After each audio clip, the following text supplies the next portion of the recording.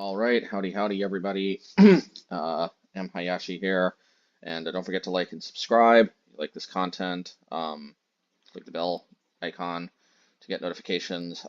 And you can always unsubscribe and like if you don't like later on. But I guarantee you're gonna like it or your money back. Not that you're spending any money by watching this, unless you decide to become a Patreon, of course, in which case it's always appreciated, but never required, never expected, always appreciated. In any case. Um, yeah, so you know what? I have dabbled in trying Citadel in some of the other colors a bit, and I may do some post leagues on them because most of them I haven't done live commentary as I was playing them. But you know, I have been thinking about it more and more, and I definitely don't think that Obosh is necessarily the best sell for a full-on Ponza deck. It's not to say that Citadel doesn't have its place, but like I want to actually try to run back the Ponza sort of strategy.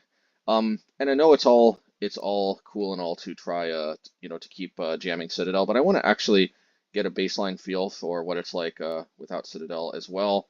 Particularly because I do think that if we go companionless without Obosh, um, then I think we don't necessarily need Citadel as much because we have Cleansing Wildfire, which can help keep Tron off of Tron mana, starting on turn two, and so forth and so forth.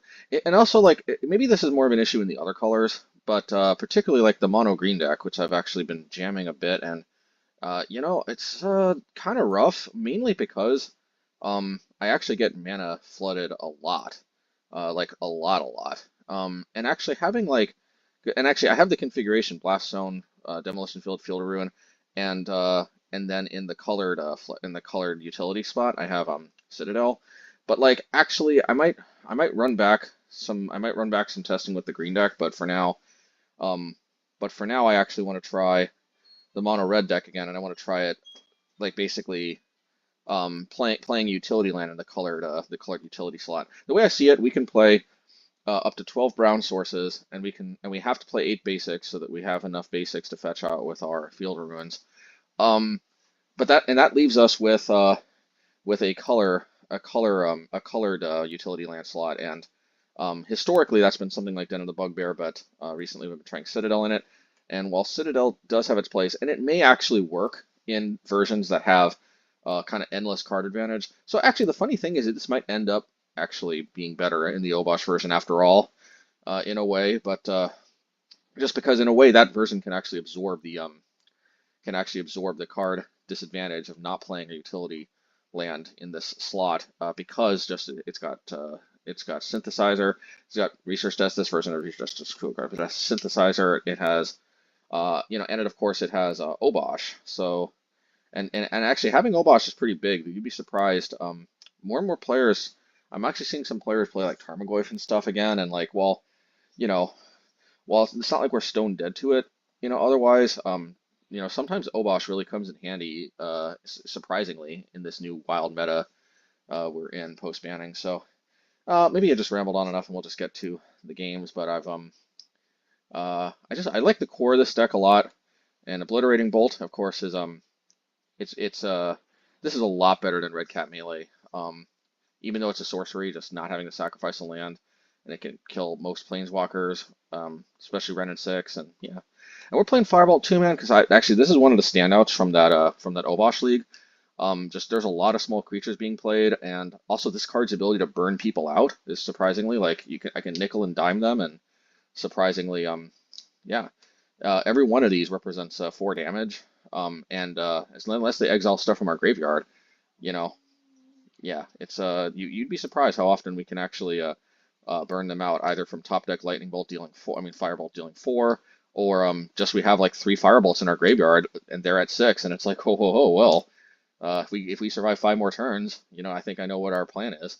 Anyway, well, let's get to the games, see how it goes, and yes, always hope you all enjoy. Okay, match 1. Not enough land, gotta send it back. Well, only 1 land, but we have a research desk. If this was a 7-card hand, I'd probably be inclined to push it back, but even then I tend to get greedy from time to time and try to really make Mr. Beaster's test work. I think here we have to be greedy. Whereas like if this is a 7 card hand, the problem is once you go to 5, you're pretty much forced to keep that. Yeah, it's just so hard to win on 4 cards. I actually think mulliganing to 5 is a bit maligned too much. I have won my fair share of games on a mull to 5. It's mulling to 4 though, where you really start to like think about it this way: you mull to 4, and your opponent thought seizes, and you have 3 cards in hand. Um, yeah, like when you're down to 4 cards, like one Thoughtseize pretty much takes your only action away at that point, because on a multi four we kind of we want to ideally keep at least two lands, maybe even 3 lands. Um, like think about it, the ideal keep would be something like 3 lands, Seasoned Pyromancer or something like that. And yeah, they Thoughtseize, take our Seasoned Pyromancer, and anyway, bottom line is we would definitely keep this hand if we were on a 5, and I think. I guess we can throw Obliterating Bolt back. Yeah, also the fact that I'm on the play, so this Mr. Beaster can't get Thought Seized is definitely one good thing. Now this can get Force of Negation, or it could get now if I were my opponent and I had Force of Negation, I'd seriously consider forcing this if they see me off of this. I mean, it's not like this hand is not without its risks, but once I take my first mulligan, I become a lot less picky. Let's put it that way. I think what I'm gonna try to implement from now on, well, at least what I'm gonna try to implement this league is I'm gonna try to be relatively picky about my 7 card hands, but I'm gonna try to be very unpicky about my 6 to lower hands, and I think that makes a lot of sense. Thank goodness Stifle isn't in the format. I'd hate for this to get stifled. But and obviously there is Dishonest Tidebinder, but thankfully it costs 3 mana, so it's not gonna be able to mess with this. I think it has to be Bugbear. I mean, it doesn't have to be, but it's just this. You see, that's the thing. I feel like much better about this than a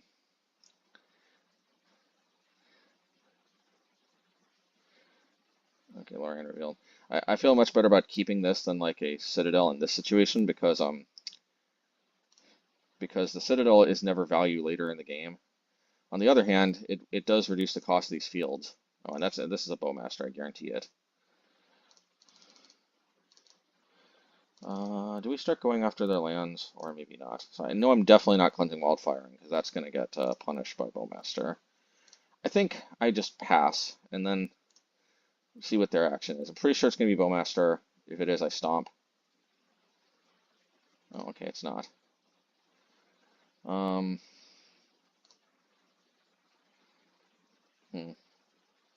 Should I Demolition Field on upkeep? You know, the problem is because of Tishana's Tidebinder, I could get mega punished by waiting to do this in a turn, and I definitely. What is this? Okay, that's so weird. They didn't play this. Maybe they just drew it. But anyway, it's fine by me. This is a very tempo negative. I shouldn't say tempo negative, but this is not the ideal way, if it can be avoided, for them to play Bowmasters. So I don't feel too particularly bad about that. Preordain. We may have to hold on to this Flame Slash and Obliterating Bolt because I have a feeling that there could be a Murktide in our future where these are going to have to team up to take that down. Okay. Alrighty.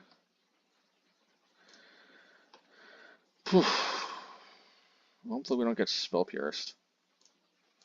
If we do, I might just have to Flame Slash just because this thing is really cramping the. Okay, good. Yeah, I'm not going to get too greedy with anything else here. Try to be a little measured in my approach. Okay. Looks like probably a Murktide, which is, yeah. So I just have to hope they don't have a Spell Pierce. If they do, it's probably just, yeah. Alrighty.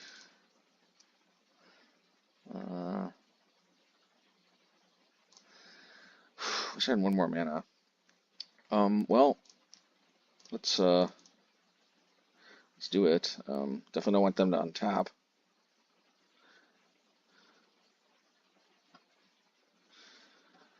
I got a feeling that's Spell Pierce. I don't know why else they would just make a big pause there.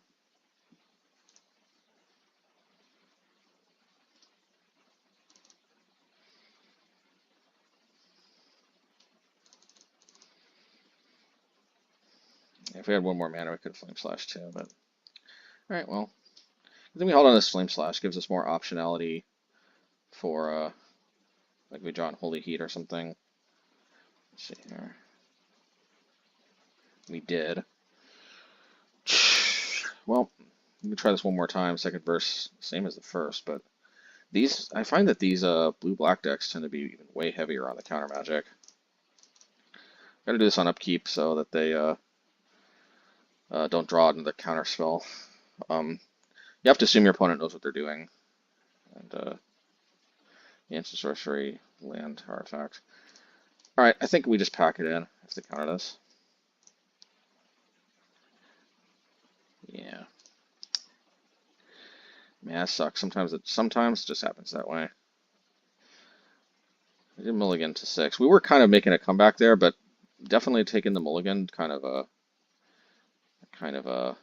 you know, hurt us a bit there. I think the stone probably be kind of helpful. I don't know how good the Cleansing Wildfire is. Let's see here. I don't know how necessary these Bonecrushers really were. They're so good at dealing with Bowmasters. I'm gonna take out the Cleansing Wildfire. Yeah, we'll just run it back like this. We'll just keep it one Cleansing Wildfire. It's never like a bad card. There's some consideration to Casting Fire, but Casting Fire is pretty much only good against Bowmaster, I think, in this list. So, well, I said I want to be picky in my 7-card hand, so picky I shall be.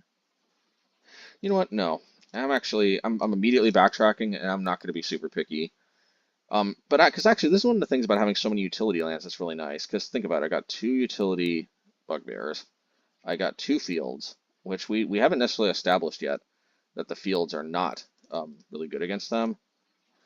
Like if the fields actually do strip them of basics pretty quick, then this little unassuming hand is packing more utility than it looks. It looks like a flooded hand, but when the lands have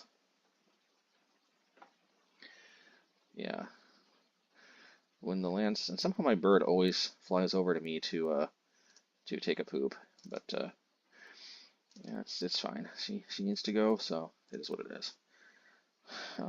Thankfully she doesn't poop directly on me. But anyway, yeah. So anyway, I mean, hey, and I didn't draw another land, which is always good. Sometimes they usually don't play 4 Murktides either, so they don't always. Oh, and there she goes. Well, hey, I'm recording on the weekend, so I've got better clarity in the microphone, so I can talk louder. But hey, nobody ever said that, you know, the bird was not going to sometimes make some noise. The bird does. It is what it is. Yeah. Okay.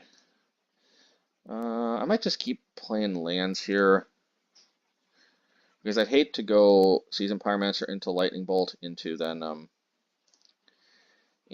Lightning Bolt gets Spell Pierced, which I could off of this mountain. Plus, this seems like a perfect opportunity for me to play another Bugbear tapped. I'm pretty sure they're gonna run out of land drops before me, or not. Well, at least they played a fetchable, a hittable land. I'm kind of expecting it to Tishana, but if they do, then it's probably smooth sailing for the Seasoned Pyromancer. So I'm not super concerned about them Tishanaing. I got nothing better to do here, so there's no way I'm not doing this. And again, if they Tishana, that's fine. I got my Seasoned Pyromancer. Okay. Alrighty. I got a feeling they've got subtlety, which is not really to my liking. We don't know that for sure though. I don't have that good discards yet though, so I think actually this Blast Zone I think cements it. What I'm actually gonna do is I'm gonna work on jacking my Blast Zone. This is actually a surprisingly effective strategy against Murktide. It's not as effective though anymore with the Tishana's Tidebinders, making their rounds though, so you have to keep that in mind. But jacking Blast Zone to 7 is a I think it's a good strategy. Tishana's Tidebinder notwithstanding. Man, Tishana though, I'm not gonna lie, Tishana makes blue a lot more powerful, and it's just a little frustrating actually, because this was a big part of my anti yeah, but it is what it is. All right, well, still not going to. I guess I could have played this. The worst I could have, yeah, actually they had subtlety mana down, so yeah, maybe that was a little being overly conservative there. I want to wait for slightly better pitches. And if you're wondering why I'm not playing Research Desk, it's because it's such a good pitch with Seasoned Pyromancer.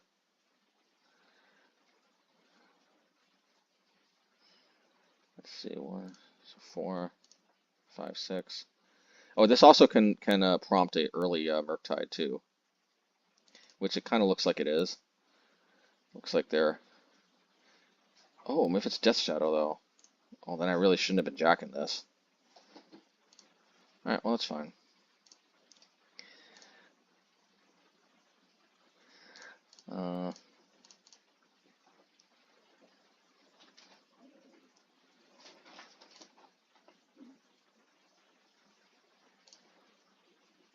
I think I want to jack this to 4.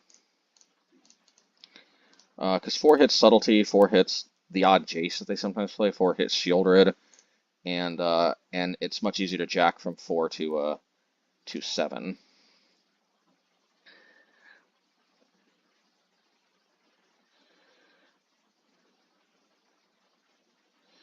I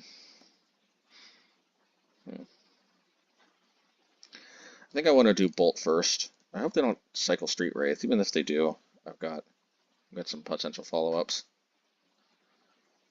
Okay. Surprised I didn't see that. Surprised I didn't see that coming.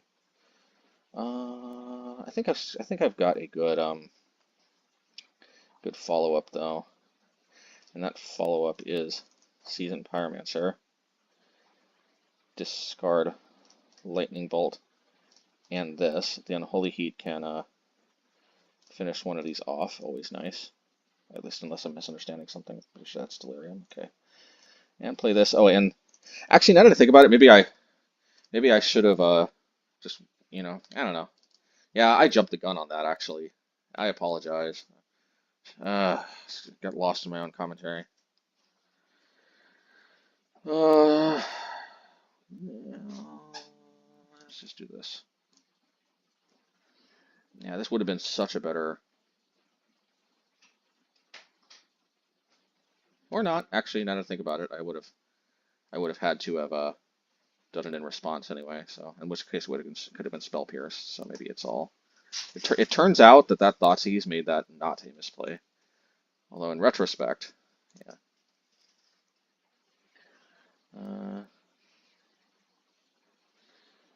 So.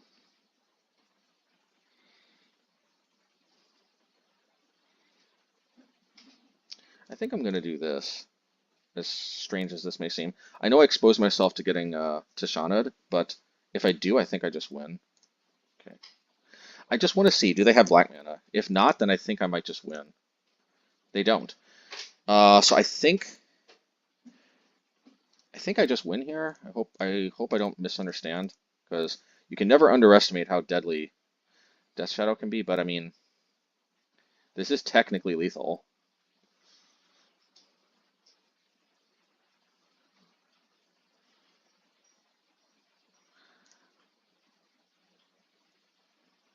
Oh wow, I'm an idiot. They were floating a mana. The problem is I put this stupid thing up here. Um,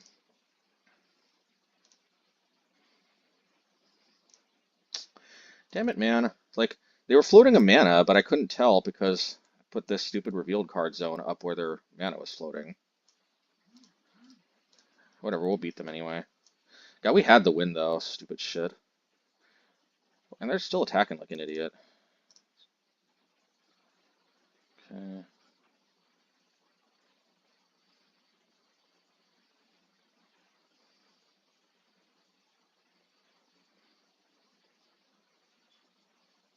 There was literally no reason for me to activate the Bugbear during my main phase. I should have just waited until beginning of combat.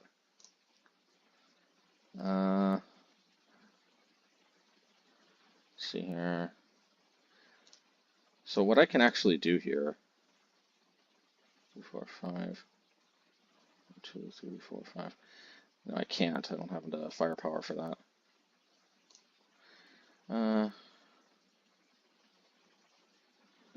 Let's do this.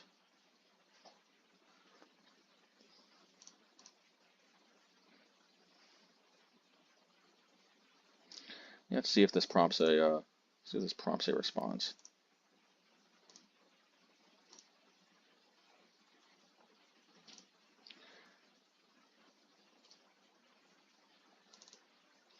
We're gonna have to take a lot of damage though.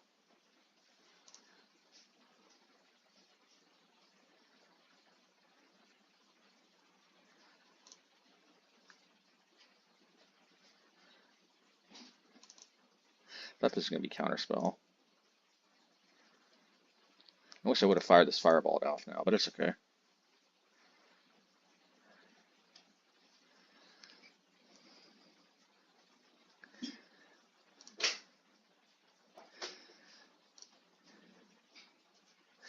Okay, so plan is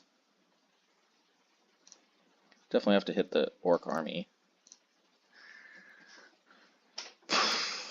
And it's got to make sense to hold this firebolt. I don't see this changing the clock in the slightest. Bottom line is they need a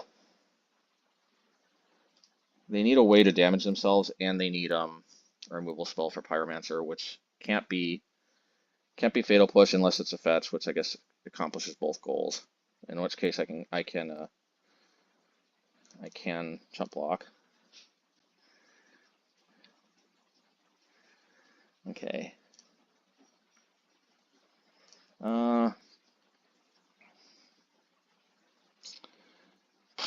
Maybe I should have just gone this at end of turn because,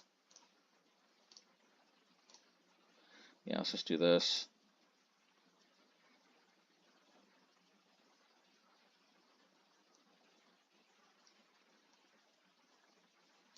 Yeah. Okay, so I still think we do this here. They obviously can ping us with Bowmaster, but it is what it is.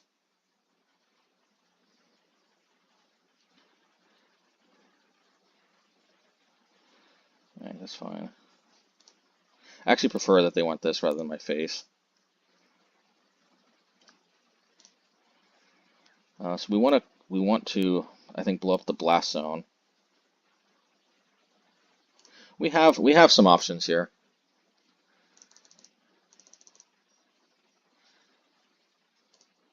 And this, yeah, see, this should not be here. Okay.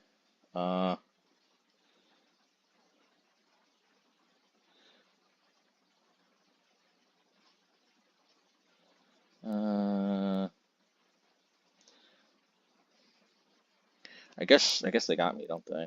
This is 4, 5, 6, 7, 8, 9, 10, 11, 12. Well, I guess Bowmaster did it. God, I had them, and just this stupid thing blocking the stupid. Alright, match 2. Pissed off like fuck because of that previous game, but it is what it is. Mostly just because it's the thought of this opponent just being all smug about. I mean, there was no reason I shouldn't have done that. You would think that Magic players you would think that they all recognize when they just win because the opponent's being an idiot. But in my experience, they're usually completely fucking oblivious more often than not. Which, to be fair, I'm actually kind of like that too sometimes because you're focusing so much on just trying to win that you don't remember shit. But it's aggravating as all hell. But it does make sense though. Well, it makes sense from like a logical point of view, but it's just as stupid as the mistake I made. It's just, but it has more utility though. So all right, we're playing this because I could have beat those guys easily. It's an easy matchup. Literally just lost because of this thing here. This fucking sucks. I'm gonna just keep this permanently here so I don't see the mana symbols.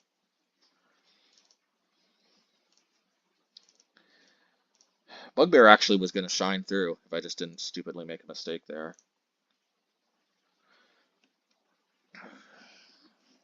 Well, the only way I'm gonna feel better is if I win this one.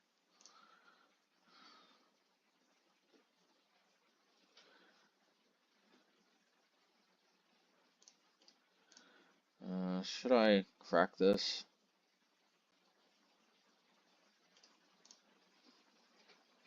So fire and ice. I guess I might as well crack this. Demolition Field seems pretty good. I would love to take this opportunity to snipe this silent clearing. However, the problem is I risk total annihilation if they drop a creature and then they equip twice. So unfortunately, I don't think I can. I'm going to try to be smart about this and not just. If they didn't put anything through, I might have considered it.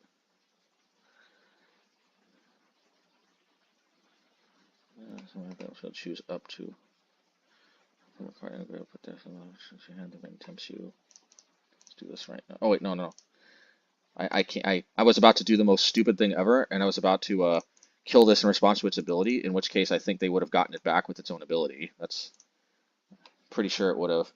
One target permanent card put there from the battlefield this turn. Yeah, that would have been so terrible. Hey, at least I'm avoiding the frustration making me play too much worse yet, at least. No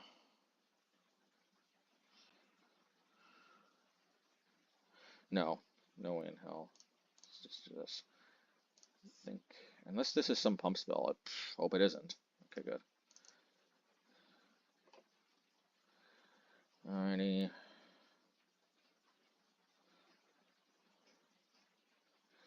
I think now I jack the silent clearing.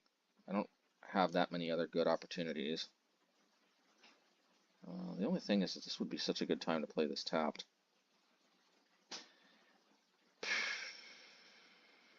I guess I could still play it tapped and hold up just Lightning Bolt.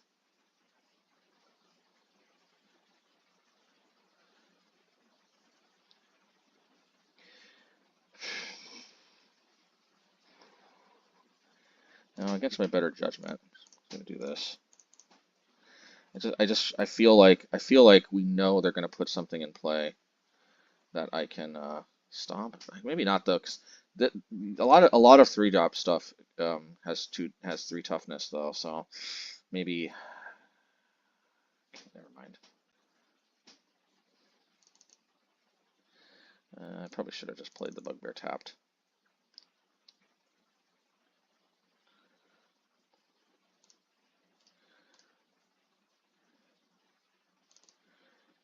Yeah, I probably should have played the Bugbear tapped.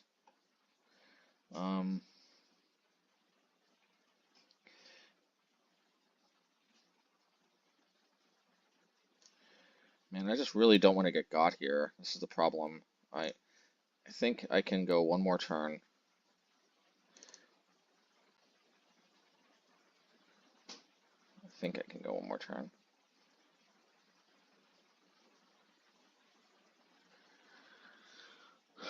Let's just use one of your utility lands here. Solitude. Okay, I'm really glad. This gives me an opportunity to jack. I don't even think jacking this stuff is all that good.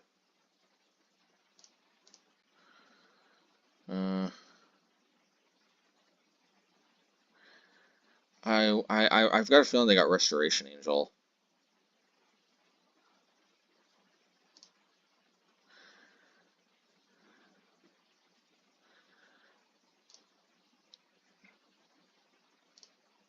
They just got another Solitude.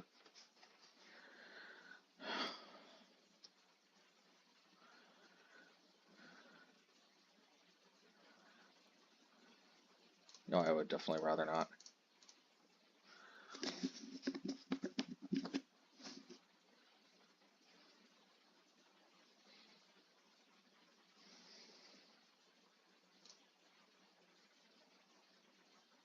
Okay, what is this? Ah, well, good thing we have another response.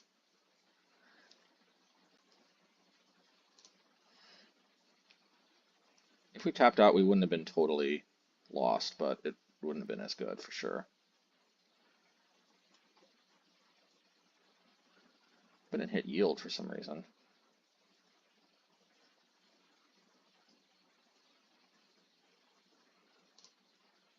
That was the old ability, not the new one. They're gonna. Nope. I would much rather not. Thank you very much.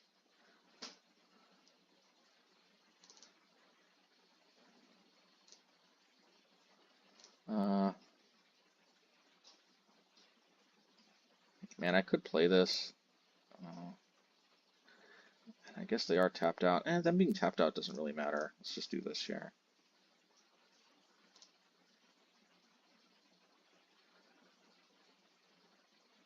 Man, how greedy do I want to be? I'm gonna be greedy. I'm gonna try to hit this Volatile Fault. I can only respond to one activation anyway. And if they want to Ghost Quarter their own land, that's fine.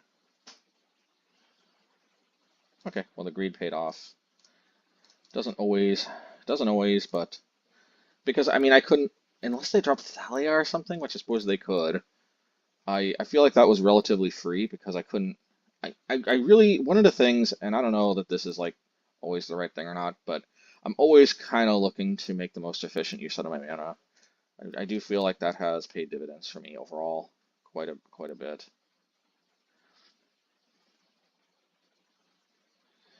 Yeah, I'm starting to feel better about myself. Like, yeah, at least I avoided multiple opportunities to just throw the game, and I didn't.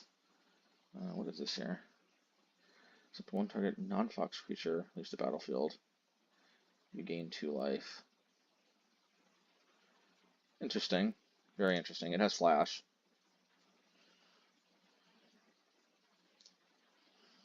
So,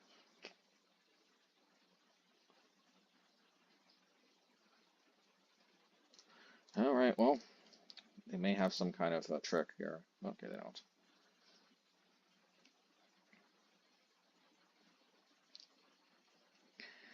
Now we're in a little bit of the danger zone, though, not gonna lie, because, okay, good. I could try to hit the Ghost Quarter. Actually, this seems like exactly the right time to do that, actually. Maybe there wasn't a lot of good reason to do it before attacking, though, but the reason why is that little innocuous Ghost Quarter, though, it represents by basically blanking a whole turn of mine where I try to attack with Bugbear. So even though it's so unassuming, and I don't really have many good targets for the fields otherwise.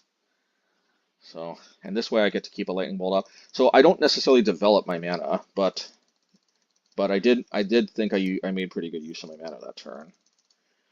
I've got Lightning Bolt up, so let's see. The best way to feel better about throwing a game is to just try to play super tightly and not throw the next game. They have 2 sort of Fire and Ices? Although this is Light and Shadow. Okay. Actually, I guess I could have afforded to let that equip. I've been playing this whole time like this was Fire and Ice, actually. I guess read the stupid card, because I actually could have used my Flame Slash, and I could end up in big trouble. So I thought I was playing so great and patting myself on the back, but in reality, actually, yeah, in reality, I'm actually kind of blowing it, not gonna lie. Let's play this out, because if they do something to remove it, okay, they don't.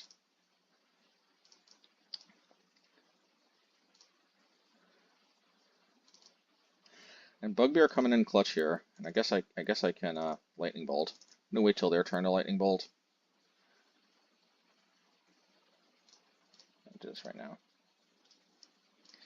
All right, well, so I didn't play as good as I thought, because if I would have read this card, I at least with one of those Solitudes, I could have let it equip That one turn where they played the Solitude off of the Aether Vial and then equipped, so I could have actually afforded to just untap and Flame Slash, and it actually that would have been more optimal because then they wouldn't have because then I had perfect opportunity to use my Flame Slash, and they didn't at least get one attack in with the Solitude.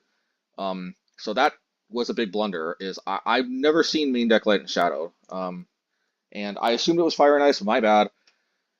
But at least there were several opportunities where I think I could have thrown the game in other ways, and at least I didn't. So I don't know. Uh, at the end of the day, I won, and it might sound cheesy, but at least that overall makes me feel better anyway. Although, it is worth noting that I need to be some degree of critical on myself that I could have played that slightly better if I'd known that was Light and Shadow. Because I was like, wait, they've got two sort of fire nices, but no.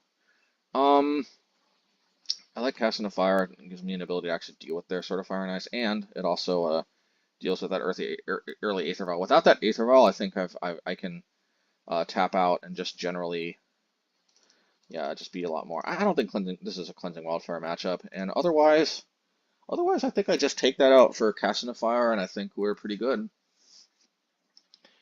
for the most part.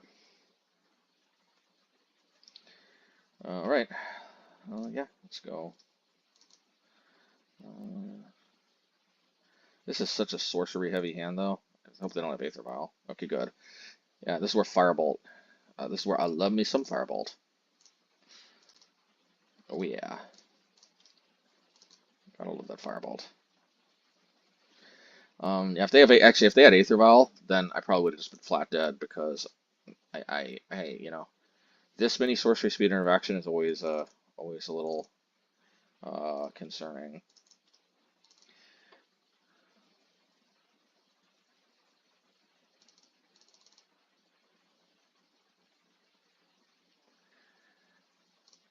For Light and Shadow, okay, good to note that that is Light and Shadow. And I think because of that, I think I can afford to tap out, and I will. I think I'm going to discard. I don't think I need Field of Ruin, to be honest. Yeah, Field of Ruin, Firebolt.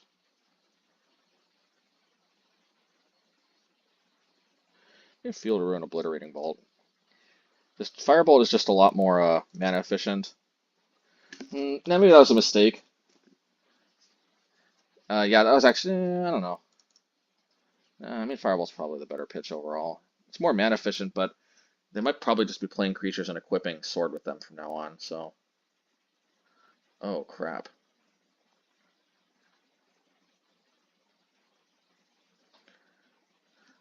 Well, the equipping doesn't really. Oh, thank God. Alright. I think I want to kill this sword right now, so they can't Samwise Gimgimi. Let's see. Or Samwise the South-Harden.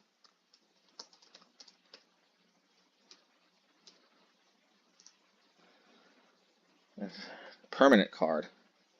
Yeah, so I'm gonna do this now, even though they're, yeah, I just really don't want them getting that Giver of Runes back. I mean, I don't know what for 1 mana they can really do to really. Anyway.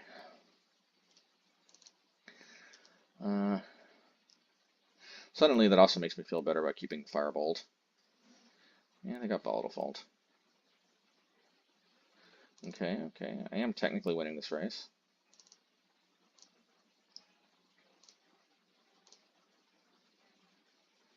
I guess they could have Solitude, in which case, only attack with this. Okay. Alrighty.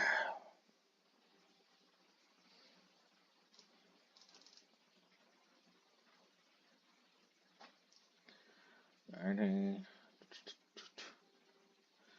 Putting Blast on 2 seems good, although I may have to try to target the Volatile Fault just so I can. Whatever. If they want to use their Volatile Fault, maybe so be it.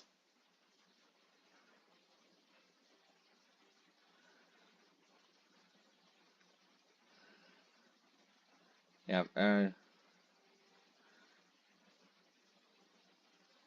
Okay. What's this? Okay. Okay. That's a little odd though.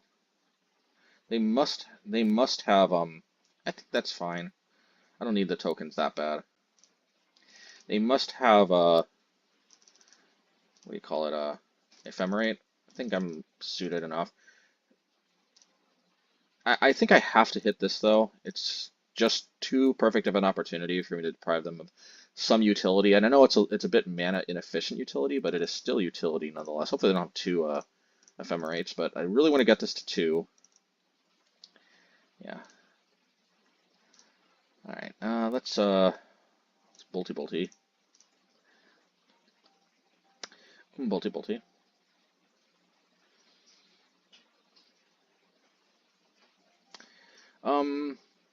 I think I'm actually okay with that. I don't really mind losing my elemental that bad. I'm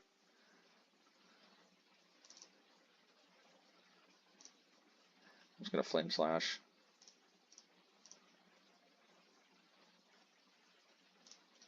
Yeah.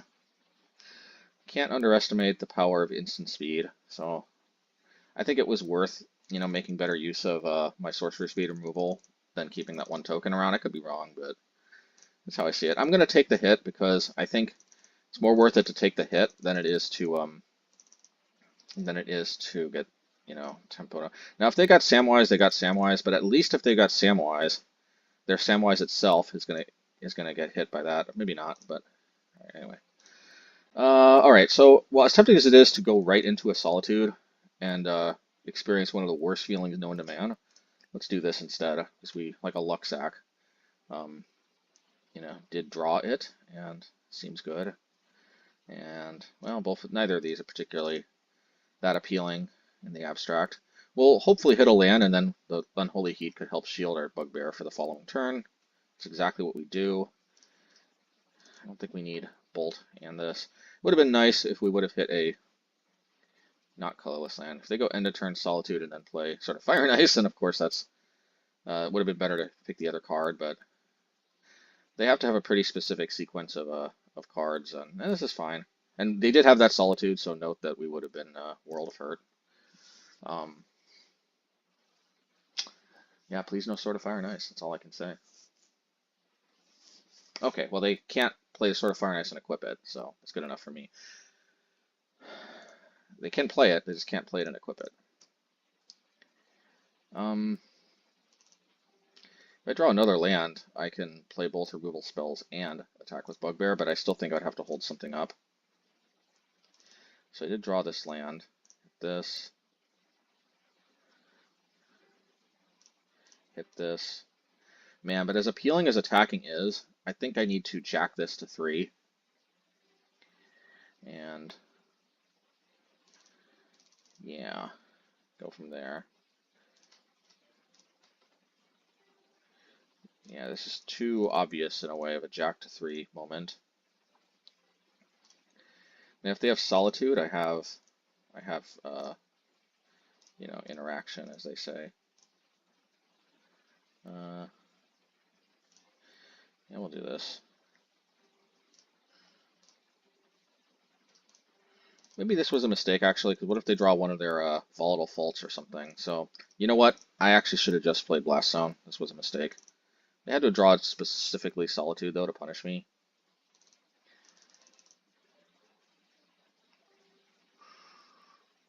I would have held that area if I were them. Oh, okay, fair enough. I do not have Delirium, for what it's worth, so make of that what you will. I think I'm going to hold these. Yeah.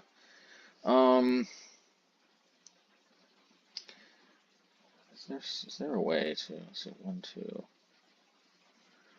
3, 4, 5. 1, 2, 3, 4, 5, 6. But unfortunately, there's no way for me to kill both of these, so I've got to hold up Blast Zone to hit the sword. And I can Firebolt, Lightning Bolt, the other one.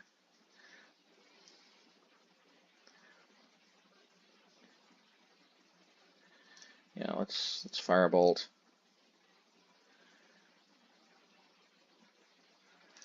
Lightning Bolt.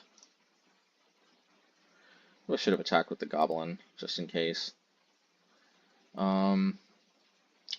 I just really don't want to get blown out by Samwise, so let's do this. And I feel like eventually I'm going to be able to put a creature or an artifact into the yard. Maybe that's just wishful thinking. But that is why they played the Emeria, though, because, see, I almost forgot. Like, I made an incorrect assessment, and then have to backpedal. This is a little unfortunate, not gonna lie, but I feel like the only way we get super duper punished is if they have a Solitude. Seems like they do. Yeah, I mean, still have some turns to. What was that here? My light went out. To do this, I guess. Hit the Emeria, because why not?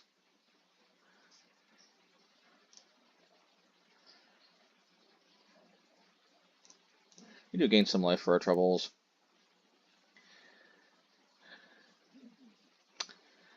Man, I really want to save this Unholy Heat for this Archangel, though. That's the problem. That is the problem, though. I got enough 4-mana removal that I think I gotta just hit that when I can. There's a non-zero chance that if I would have attacked into this, they would have blocked. We'll see. Well, I have a lot of outs here. Okay, that's a dead draw more or less at this point. This is a dead draw too, though. Hopefully, eventually they run out of lands, right? Otherwise, I'm just kind of, mana thinning them. All right. Should I use the Firebolt? I don't think so. This is where it being a good use of mana, though, just doesn't feel right to me.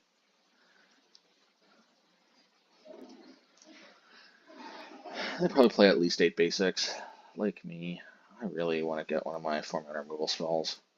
Or another Factory Pyromancer or something. Okay, well, good thing I held on to that. See if they play Batterskull or Kaldra. I'm sure they have Kaldra. Ooh. So they might take this one. Okay, that was a very good draw. Oof. Man, when I want to hit that Angel so bad, and I do have just enough mana to do it, so I think I will. Yeah, let's do it. I gotta hit that Angel, and this is where,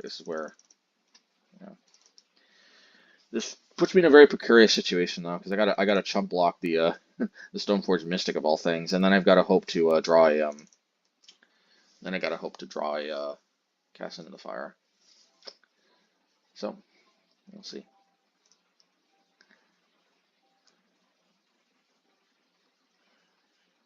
Alrighty. I guess by you doing it this way. Oh, you know what? They had me dead, actually. I don't think they realized. They could have hard cast this, and they had me dead. Now that I think about it. Yeah, what am I thinking? I actually had to count on them activating it. If that's what I think it is. Probably Samwise. I did draw this, but if it's Samwise, they've still got what they need. That's the problem.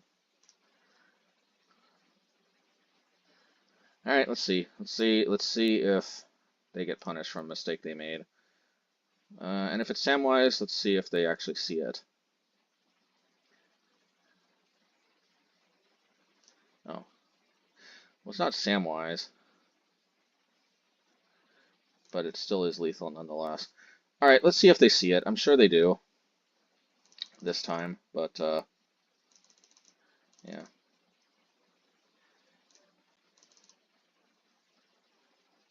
I can't explain this, folks. I mean, they might have a solution to this, but I can't explain why they keep making these mistakes. But in full honesty, I'm going to admit, unlike my opponent in the last game, no, just kidding, they probably would too. But I'm going to admit that if I win this, and there is no win, and there's no excuse after this. There's no excuse after this if they don't attack into this. I guess I should have held this into my hand, but I'm still gonna, I don't know. My draws have been less than ideal. I do think Bugbear is a lot better than Citadel. We can at least agree. But you know, yeah, there's no excuse here if they don't miss this one. Yeah, okay, fine. I probably should have held this in my hand, just put the little fear of God, so to speak, in them. I think we got one more game, right? Yeah. And I think I should be favored in this. I just need to hit more Pyromancers and Research Desk to power through my deck more. If I go for a while without hitting them, it can be always, yeah, I like it.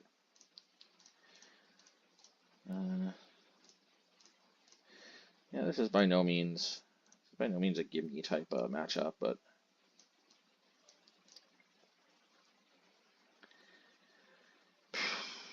it is fully winnable, I think. Man, there's just so many lands. This is exactly though why I'm experimenting going back to Bugbear though, because as we can see, I have been experiencing the very misfortunate event of Mana Flood, and Bugbear is about a million times better. Oh my god. Well, that's unfortunate, but it's not over till it's over, is it? Okay.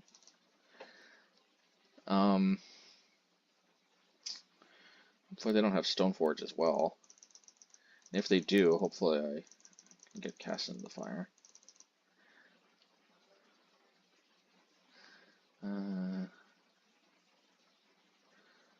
Okay, well it's not Stoneforge, and I think it's fine. Demolition Field, I guess.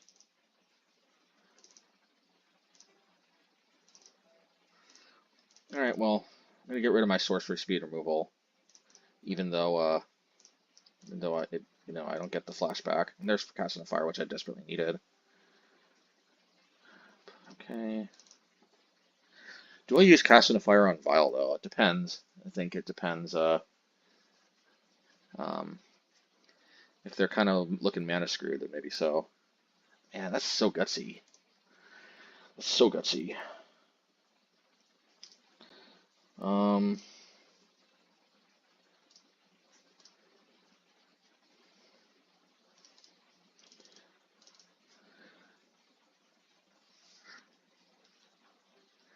See, what did I got? Okay, they're probably gonna go for Ephemerate, and I got the Bonecrusher ready. I think I'm fine.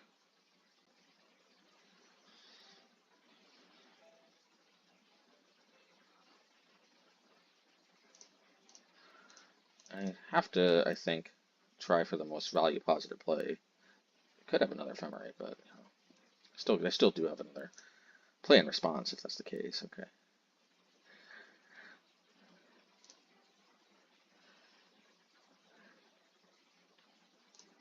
Alright, let's we're kind of breaking even on the race. As much as I would love to play this Research Factory, I'm not going to, and the reason why is because and most importantly, Unholy Heat may need to snipe a Stoneforge Mystic coming down, and B, Mr. That's a very good hit with yeah. All right, it is what it is. It's a very good, what do you call it?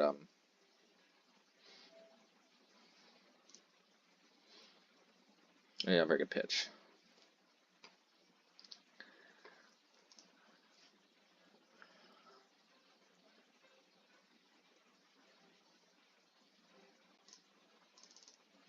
Alrighty.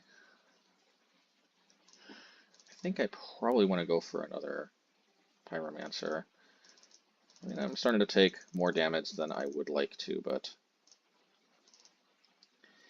they can't violin the most scary thing in the world they could violin, which is a Stoneforge. Oh, I guess we might have moved right into Mana Tithe, but I think, yeah, okay. I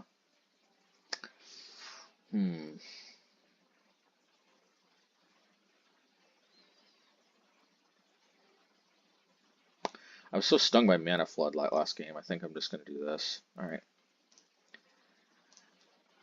I'm not gonna attack because the way I can get blown out is just very very severe. Well, they do have to sacrifice their other Samwise, so there is that. Oh, okay. What's the point of that, though? Oh, I guess to have a blocker. I mean, for 3 mana, there's stuff they could violin. So now they have a Samwise loop, which is worth noting. I think I will probably try to hit the Bile. Oh, they're not putting it up to 5, though. That's interesting.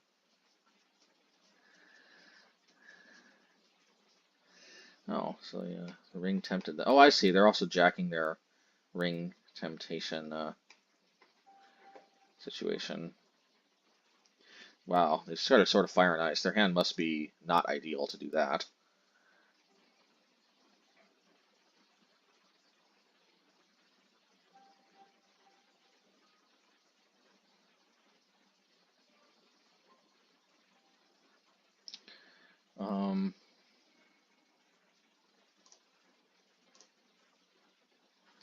Well, I am going to attack.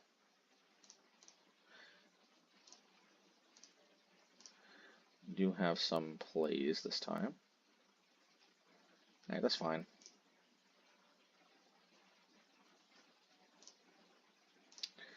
And I do think I want to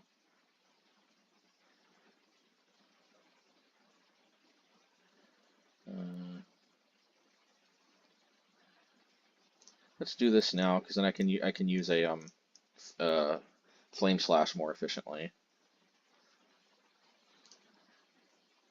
Unless it's an Archon.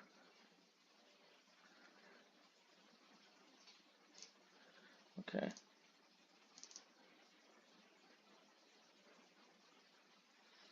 Alright, that's fine. So,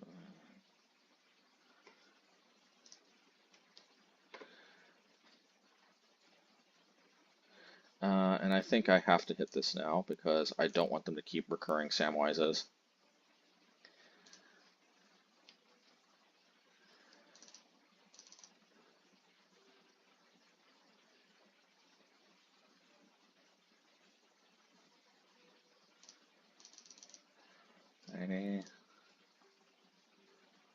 Yeah, drawing a card and discarding a card is pretty strong though.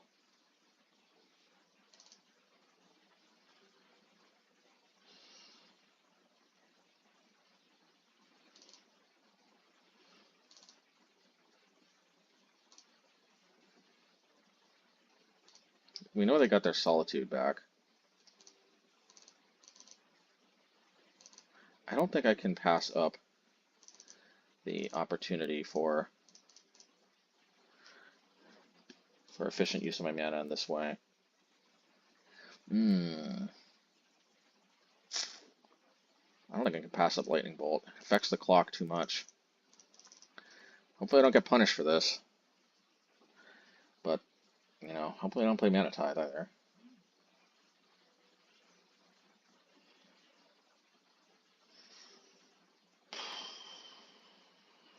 Okay, dig it.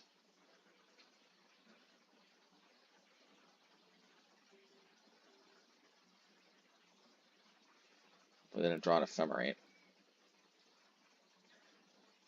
Looks like they did. Just I gain 4 life.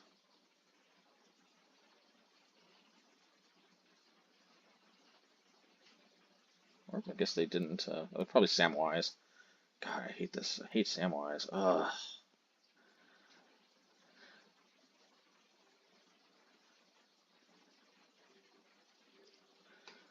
And now they drain me. Oh God. Do they gain 3 life? At least they don't gain 3 life.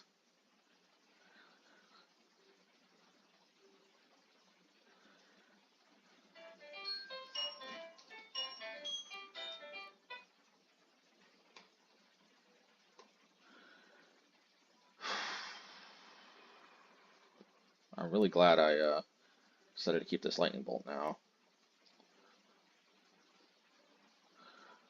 Ooh, though I'm on a pretty fast clock though.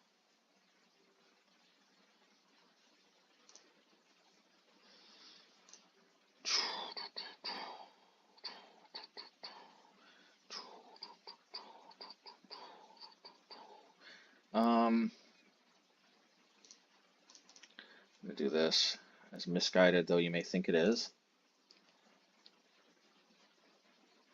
God, I feel like it's got to be Research Desk, although I'm getting to the point where, I don't know.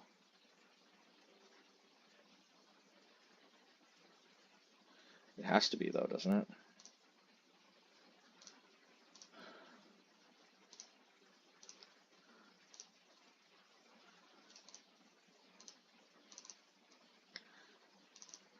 I'm on a 2-turn clock though, aren't I?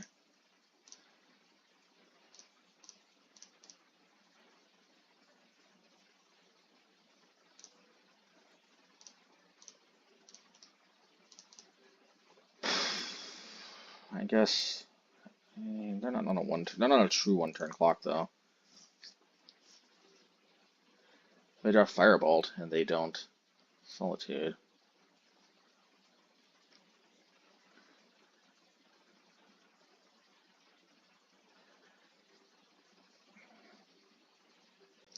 Or should I just play Pyrite Spellbomb again?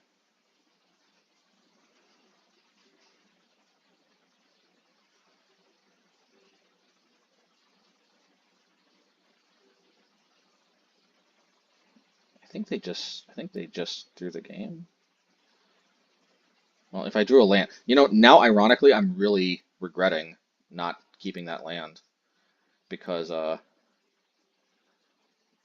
because the problem is, oh my God, I had it actually once again because the problem is once this goes away, this can block. Oh, I don't know. Let's see what I can find here. But like I actually, if I kept the mana, but there was no way I could have known they would have gone for this exact sequence of plays. I don't think I got anything though, to be honest.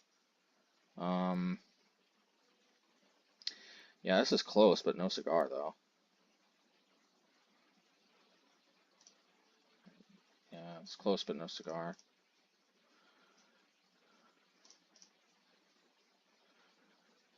There's the blast zone I needed a long time ago. Oh, alrighty. Man, I'll keep. Man, two relatively good matchups, and I'm just not feeling it today.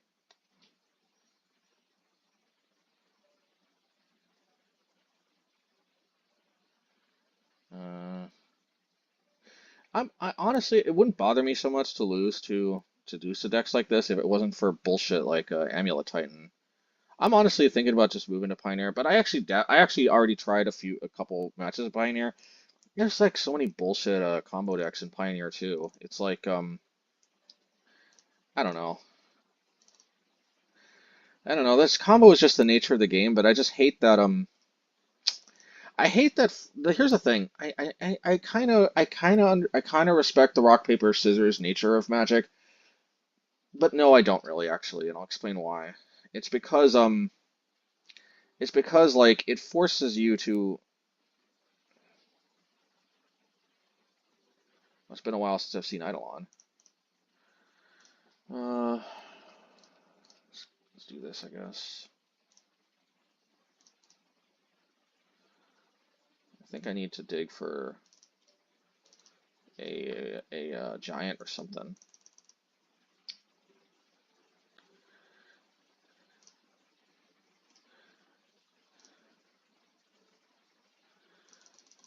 Yeah.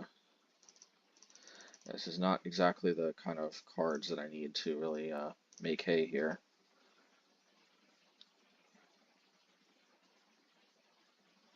Got no instant speed interaction. I guess there's a lightning bolt, and I guess at this point I am obligated to keep. Uh, so at this point I have to go after the lands. There's just no other way.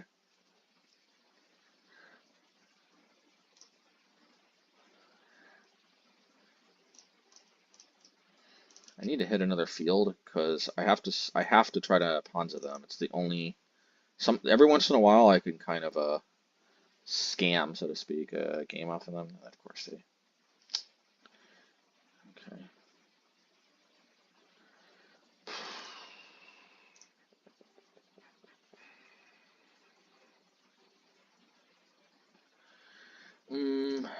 let's do this.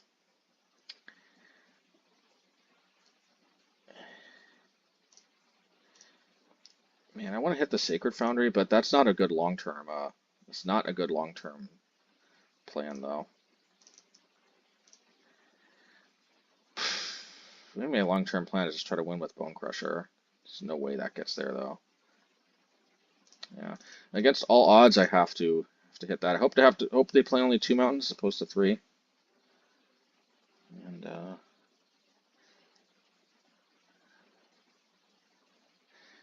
I have to hope that they don't have a way to kill me, and then I draw a field, play Bonecrusher, hopefully keep them on winning, and all this assumes that they don't have 3 mountains, which some of them play, a lot of them play 3, some of them play 2 though. Ooh, I did draw that field, but they are playing 3 mountains, so good game.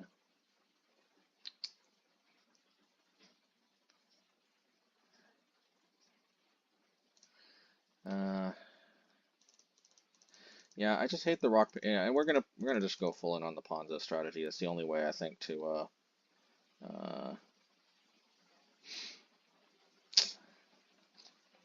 yeah, reliably I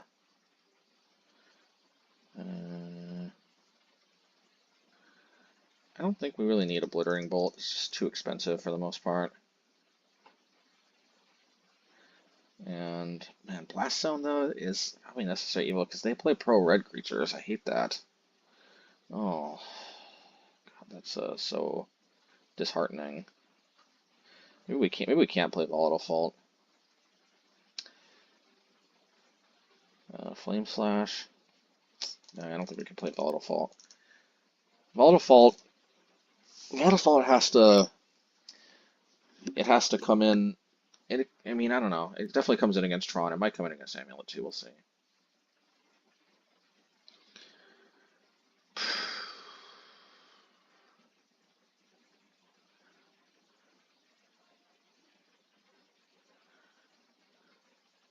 I think the most frustrating game is always the first one that blocks you from the 5-0. Beyond that, it kind of is what it is. But it would be kind of nice to 3-2 this league, though.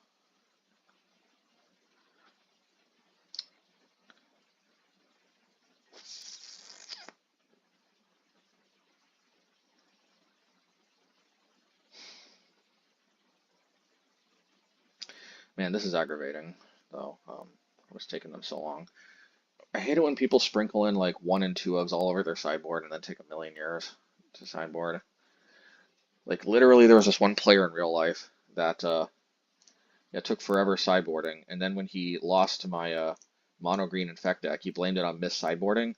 And just my thought was when I looked at his complete eclectic, like 1 and 2 of sideboard, my thought was like no human being can sideboard correctly when you play such a disjointed mismatch of sideboard cards. It's like I didn't say that to him, but I'm like I almost felt like this person was playing such a random assortment of sideboard cards so that they could say that they miss sideboarded when they lose. Obviously that's not. But I mean, like, I don't know. Yeah. Well, for better or for worse, we ponzang. We ponzang.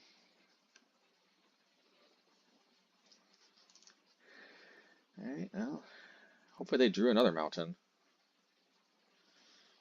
Because we ponzang.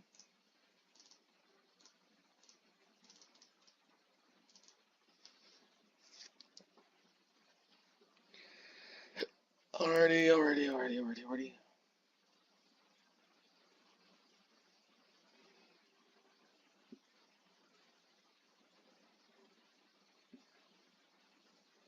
Please have the other mountain in their hand. Oh, dang it, man. Well, at least now we're finally on Strip Mine Patrol.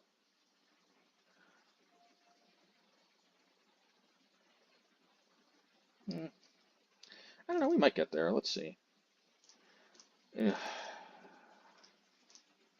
Let's not yield because we might draw a field. I can't afford to take more damage, so I'm gonna rather than play research desk, I'm gonna just hold up. Play a lot of lands though. All right. Do that, I guess. There's no getting around it. I gotta take some damage from that.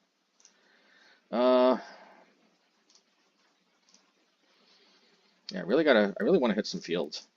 Not gonna lie. Oof. I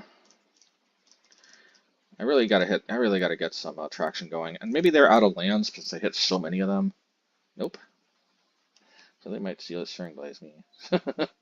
So frustrating because normally this would be bad for burn, but when I'm on the Ponza plan, they happen to have all the lands. And of course they've got a creature to capitalize. Man, I'm really kind of frustrated that I'm not drawing more fields, but what the frick, man?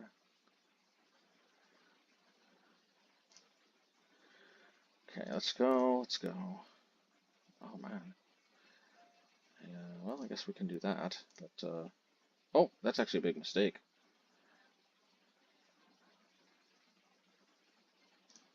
I don't know, dude. I guess I do this, and I guess it's next turn. I can't. Yeah. I don't know, dude. I should have just Flame Slash. I should have taken the land. I don't know. I'm not playing as well as I could. Should have taken that land for sure.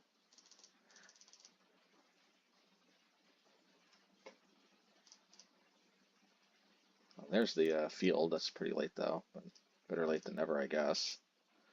This Flame Slash is pretty much completely dead though, because there's no way. Okay, cool.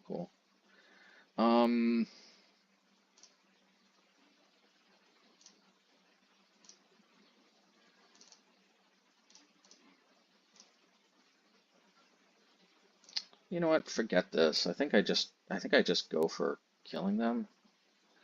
No, but then the problem is if I do that, 2, 3, 4, 5. If I do that, then a creature off the top kills me. Oh, they went down one further land, so there's that, right?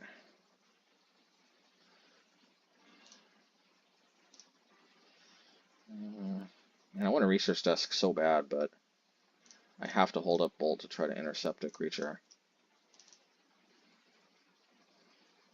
And maybe to go to face. Keep drawing lands. Pretty good stuff. I'm gonna have to do this in case they draw a, what do you call it?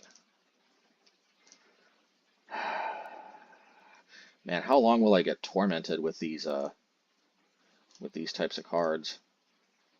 If I draw another field or something off this, though, then I could. Oh, it's not a field, though. Well, let's go.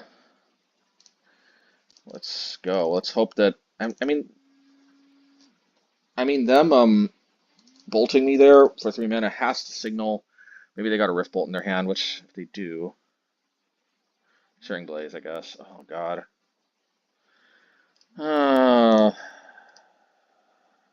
Happened to draw so many lands this game. 1, 2, 1. Every mountain after this I fetch for them. So 1, 2, 3, 4, 5, 6 lands, dude. That's a lot for a burn deck. Ironically, if I would have just focused on killing them, they probably would have just gotten flooded and lost, but so we'll go. Alright, this is definitely a mulligan. Yeah, and this is for better or for worse, a keep for sure. Go up to the bottom, I guess. Hope I'm not playing a Ren and 6 deck.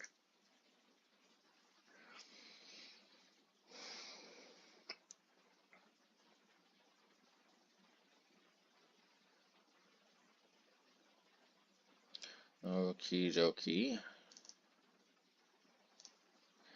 I want a Firebolt, but yeah, you know, I'm just gonna Firebolt because otherwise I've got nothing else to do this turn, and this way I can finish it off with a Stomp next turn. So at least my burn has has some punch to it.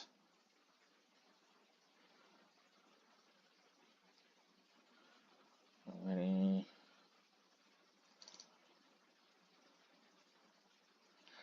Yeah, okay.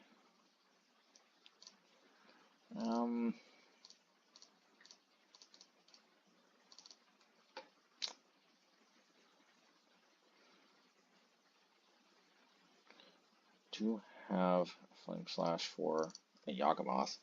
I think most Yawgmoth players, though, don't play Yawgmoth until they have a lot of creatures to sacrifice, which I think is definitely the way to do it. Although we are in the 0-3 bracket, though, so you never know. Alright, I think I just have to hit the wall of roots. Yeah, with the cord, though. Cord 1, 2. Somebody's another young wolf. I just worked so hard to Salt Cauldron. Okay.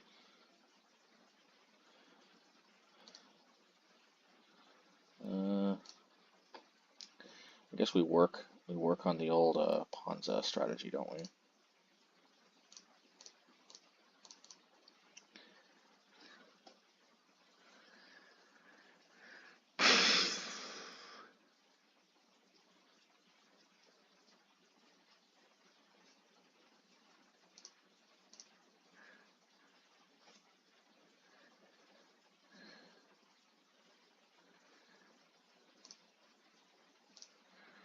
Alright, see if this triggers some kind of Court of Calling or something.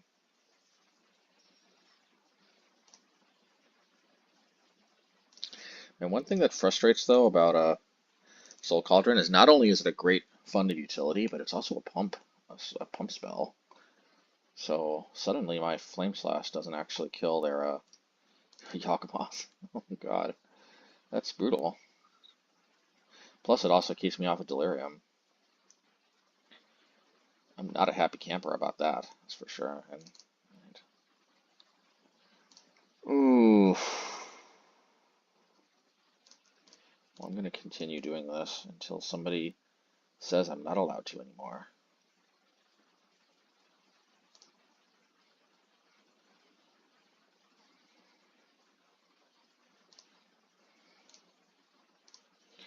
See if this prompts some kind of something. We got no response though, that's the problem. Well, at least now I can kill one of the Waller Roots, although if it's a cord for a Yawgmoth, then that's unfortunately not going to get me too far.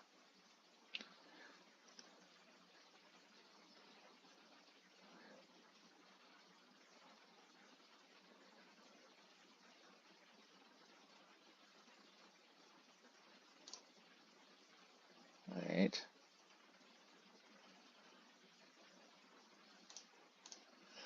Yeah, I can't do anything else here, so I guess I have to do this. No, I'm just toast here because the Soul Cauldron is gonna just makes all their creatures Yawgmoths. Oh boy, maybe we're gonna go for. Well, Stone's here in large part for this matchup. Let's see if it does anything. I suppose we gotta take a licking, don't we? Can't win all the time. But not gonna lie, I thought I was taking a beating with the mono green, so I partially played this deck to kind of rebuild my morale, but I'm getting crushed here too somehow. But in all honesty, though, I definitely feel like the deck is solid. But one thing, so many more pro red creatures than you would expect, given that I don't think red is running amok. Although I guess Rakdos midrange is kind of making a comeback. I want to play that Rakdos midrange deck that's making a comeback though, rather than all the decks that are gunning to beat it, because I feel like I'm taking some side damage from the decks gunning to beat it in a way. But not really though. I think I can overcome them.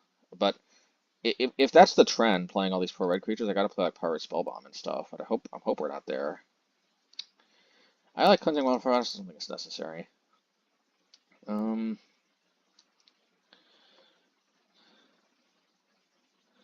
Yeah, and out of all these cards, I think Lightning Bolt is probably the least necessary. Firebolt is as long as they don't eat it with Soul Cauldron, it's pretty good because it enables me to keep hot pot shotting their creatures. So, alrighty, let's go. Do I keep a hand with no hate? Well, I mean, I don't know. I don't know. So this hand is a little too otherwise good because of the Seasoned Pyromancer and whatnot. Just doesn't feel like I should be mulliganing this.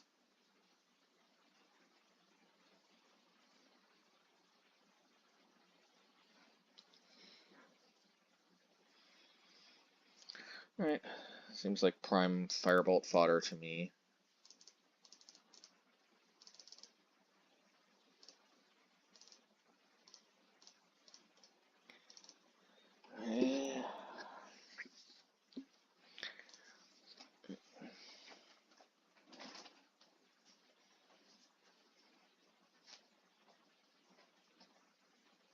Okay.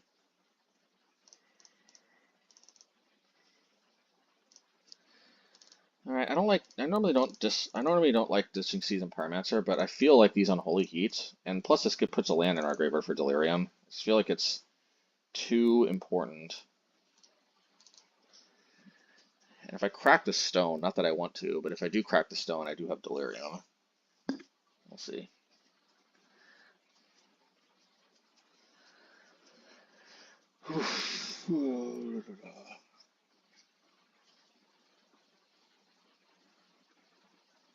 D-Lighty Halfly. 2, 3, 4, 5. I guess I do just hit this. And now I have Delirium from the instant being in the graveyard.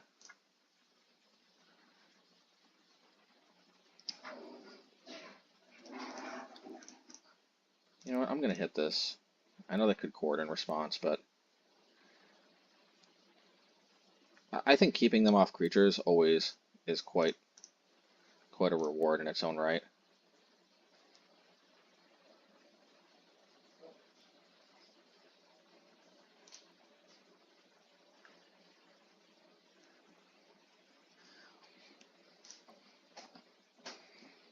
Okay, that's fine. I think I gain more by damaging them than they do by me because they use life for Yawgmoth.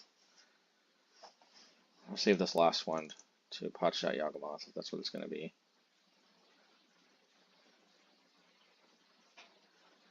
I think they're at the point where if they got Yawgmoth, they do have to play it.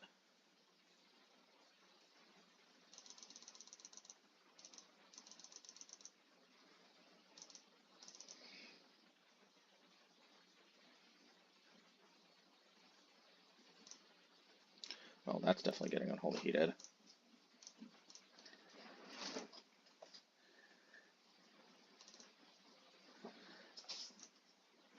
I just don't think I can turn down this opportunity to get in there with Bugbear. Reducing their life total really does pay dividends. Or at least that's what I'm telling myself. In reality, maybe flashbacking Firebolt and the Bowmaster was better. Probably was. I just don't care too much about the Bowmaster. I don't actually draw that many cards in this particular version.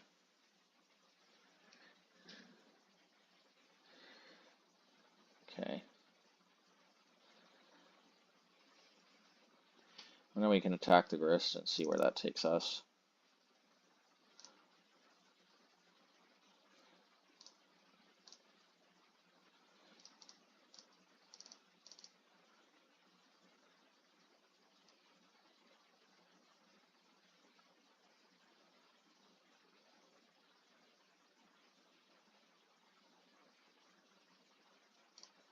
Alright, that's fine.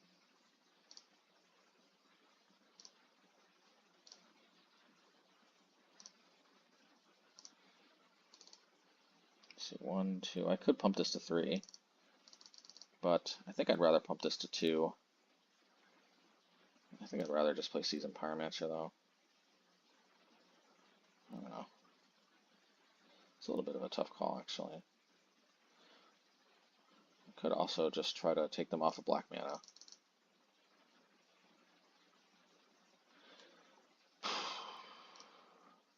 Yeah, you know what? Let's take them off of black mana. Well, we still can.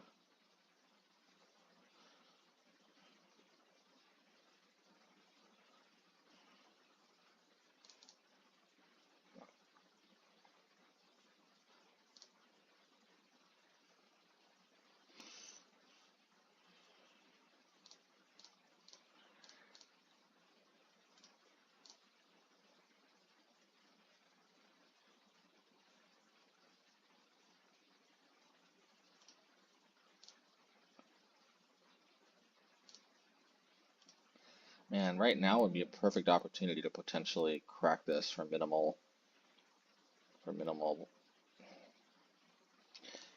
Yeah, I think I am against all odds, just because I really got to get to some meat in the deck, and this is a lot less bad than if they got two of these in there.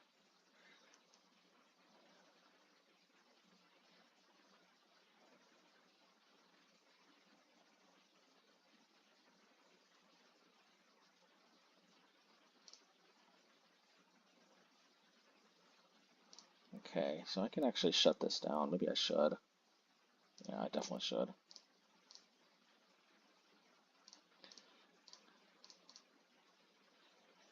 And maybe I put this on 2. Nah. I mean, if they drop land into Yawgmoth, but otherwise, I mean, bad draws would be Grist, Yawgmoth, or Cord, I guess.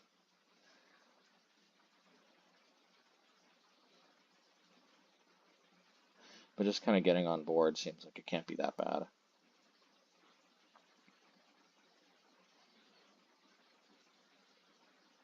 Yep, that's a Cord.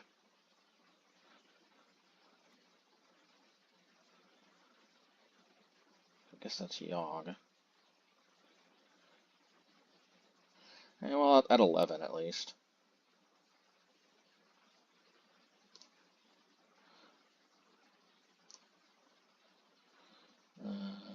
All right. Well, I got a lot of burn spells that deal 4 damage. See if we can draw any of them. No.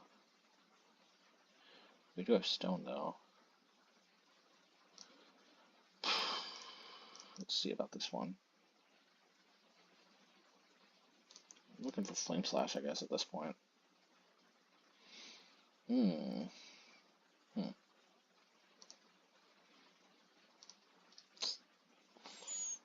Not looking good, not looking good. Not looking good. I don't want to kill anything until I can kill Yawgmoth. Technically, I can kill Yawgmoth off of this Firebolt, but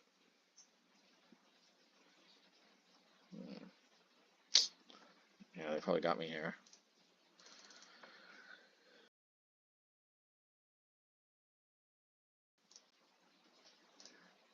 Alright, Grist. So at least they don't draw a card off of that. So there's that.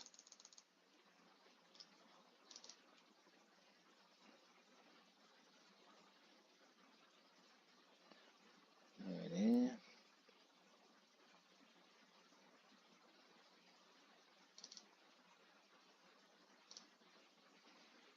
So 1, 2, 3, 4, 5, 6. I guess I'm tempted by the research desk. It's just so tempting. If I draw a land, oh man, no. Alright, well, the temptation is going to be too strong probably with this one here. Come on. Oh no. No.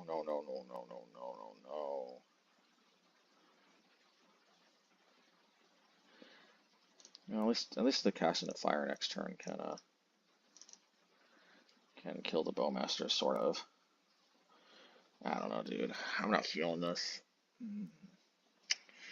I can't draw my Flame Slashes. More Unholy Heat, so I did use 3, but I can't draw my Flame Slashes or my Obliterating Bolts. I don't have the Obliterating Bolts, did I? No, it doesn't look like. Alrighty. These are another grass, okay. Okay, guess we do this. Right.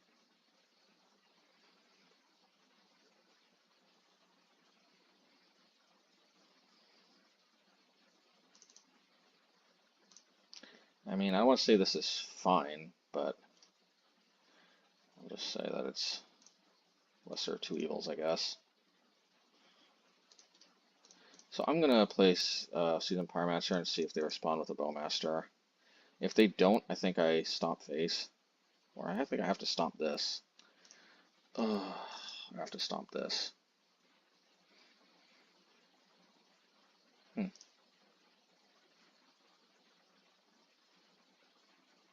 there's all of those things.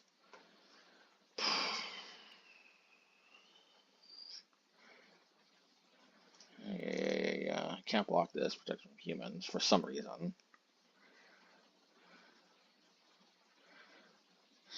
Scoos. Alright, I'm scoozing it. Scoozing that one. If I can, I think I Obliterating Bolt the Yawgmoth, because that's way scarier to have an SN activated ability. I'm scoozing it for sure. Okay, that sure scoozed it. Alright, that sure scoozed it too. I got scoozed. I got Yawgmoth. Kind of want a field, so maybe we can keep them off another Yawgmoth. I don't know. I was gonna say asking you shall receive, but no. Okay, so in all seriousness, we hit the Yawgmoth.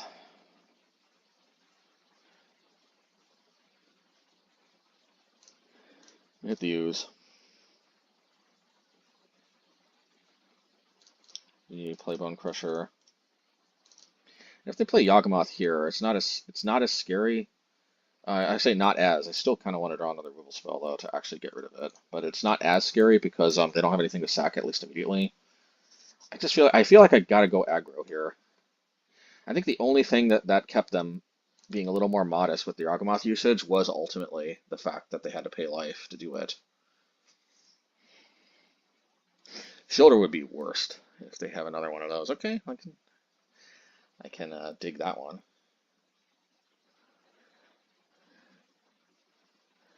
Gristy Grist.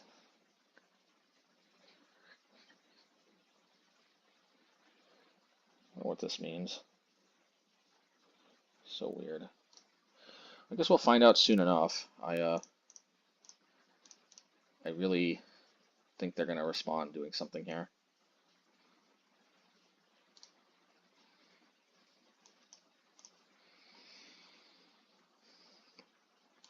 Okay, what you got?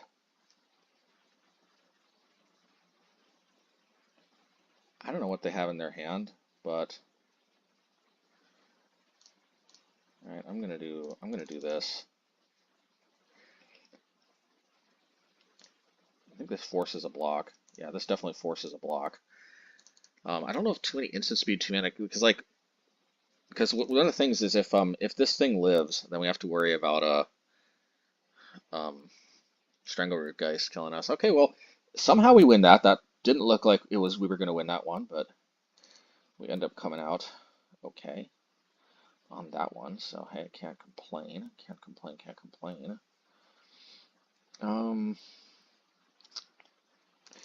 Yeah, I guess that Cast into Fire actually did come in handy.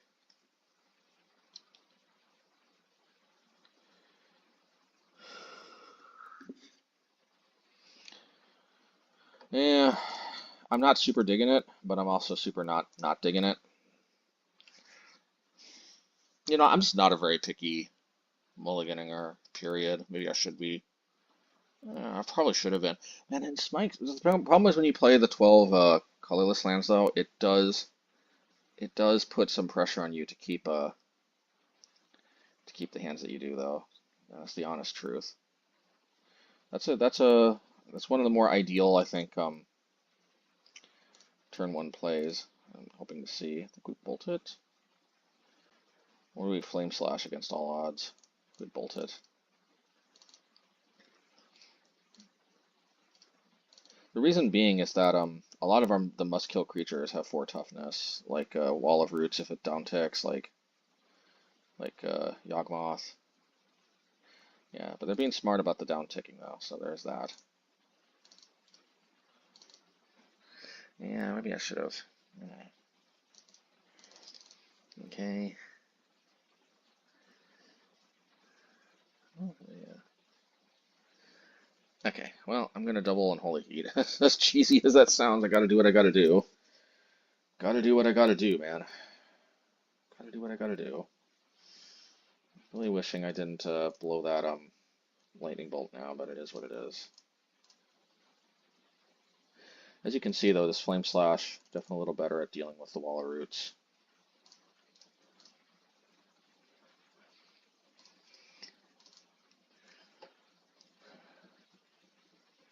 Gotta watch out for that Pendelhaven. If I draw a field, I may want to take that. Although taking them off black, I might be able to take them off black because they happen to draw their 1 of Swamp. It's gonna be an interesting question. All right, well, good thing I got the Cast into Fire. Okay, grist on that thing. Okay, I guess that is what it is. Do that. Hit me for 2. Fine.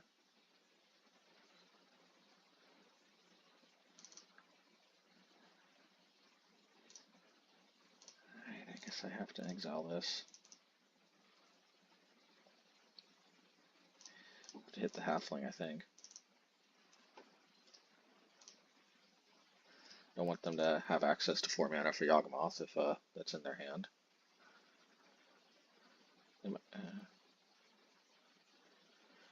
And a field actually could keep them off of black, so there is that.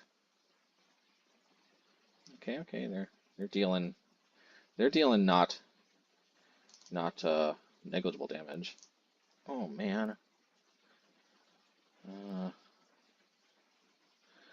Oh man, this could be such a bad move here, but I'm flame slashing this. I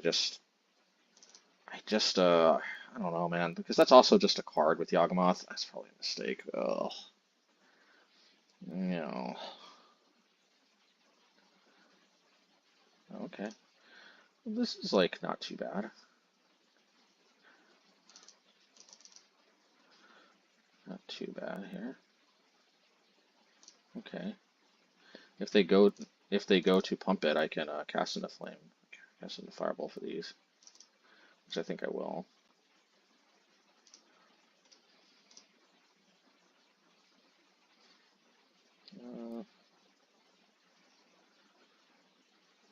I'm gonna wait till I get a field. If I get a field, then that's pretty okay. Or this works too.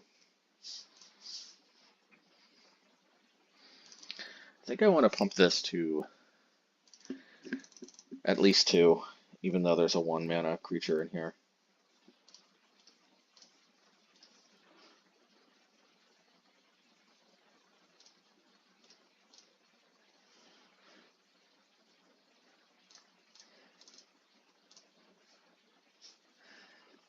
Am I ever going to get a field, though?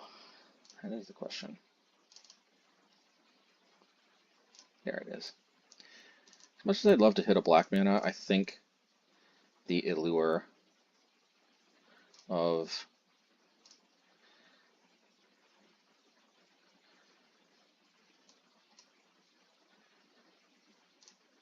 let's just do this.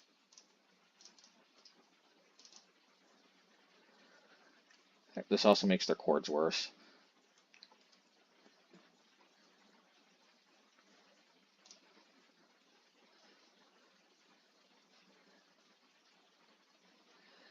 I need some research desks or fields to really hopefully pull ahead. Ooh, I hope they don't play a Bowmaster. That would suck. No. Yeah, kind of. At least they had to use a cord on this. This is not as bad as it might seem.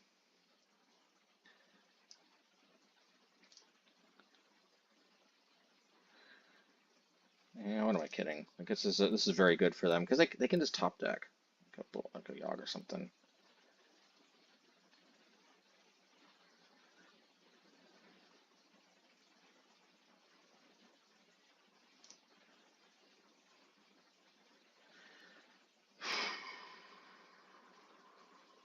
That's fine. I think I have to hit the Bowmaster. Nope, not that. I want to hit it now.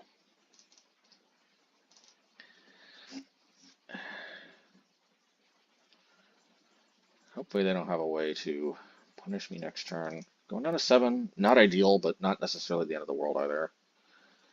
Let's go here.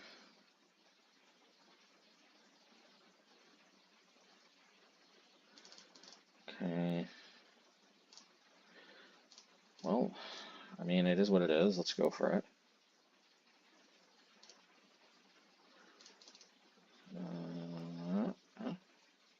Please not another Bowmaster.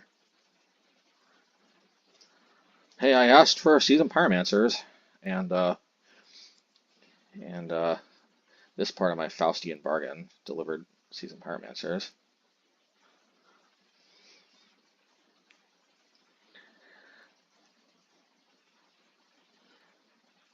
Okay, I can dig that. That's a little odd choice. I wonder what artifact or enchantment, maybe Fable or something. I don't know.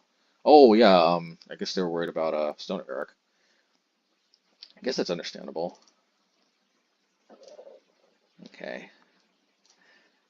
Yeah, as cool as Resource Desk is, I think the value of a card definitely overvalues it.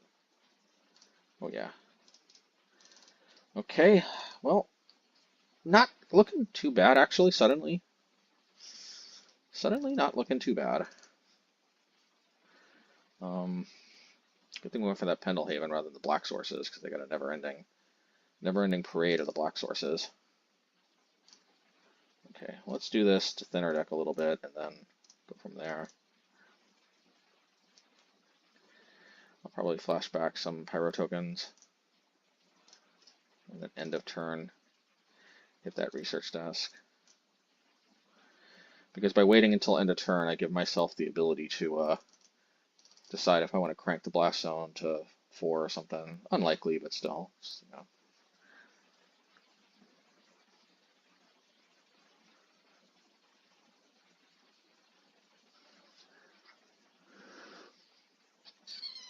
Okay.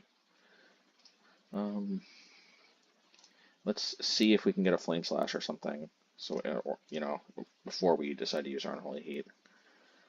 Okay. We'll try to get a Flame Slash off of that. The thing is we want to ideally see if we can play a removal spell off of the Mr. Research Desk, because that's the one downside of Mr. Research Desk, is sometimes we get a removal spell where we don't necessarily have the wherewithal to use it yet. I have to imagine I'm in pretty good shape at this point, though. And there's the Obliterating Bolt, which I think we are legally obligated to use. Yeah. Once again, we can decide if we're going to flash back the tokens or if we're going to crank the Blast Zone. At this point, I don't think there's anything that really saves them here. Yeah, all right. Hey, we beat Yawg, supposedly the best deck in the format. So, hey. All right. I'll take it, I guess. All right. Yeah, okay, let's see here. Oh, man. How greedy do I want to be? How greedy do I want to be? I'm on the play, so I'm going to be greedy. Whether this is Tron or whether this is some kind of Death Shadow type deck, I think I have the time to fix my draws. But this is why I like Mr. Research Desk, though. It enables me to keep hands that are otherwise pretty difficult to keep. You gotta admit that. So let's see here.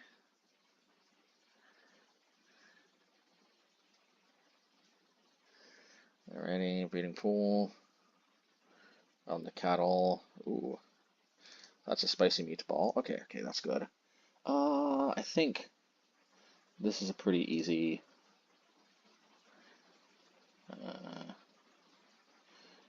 I think this is definitely a Field of Ruin matchup. However, before I get to Field of Ruining, I gotta Unholy Heat because that's gonna become a 3/3 next turn, and I'm really glad they exposed that before. Hopefully it'll live. You know, Unigenic girls think are good. Ready? Let's go.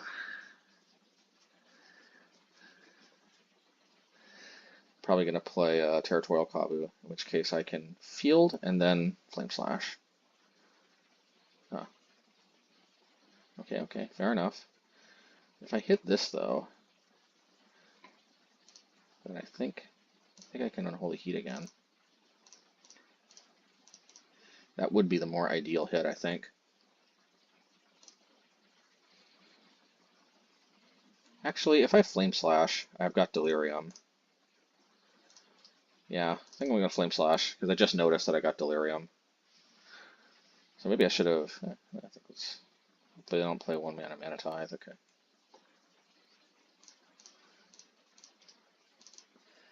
Alrighty.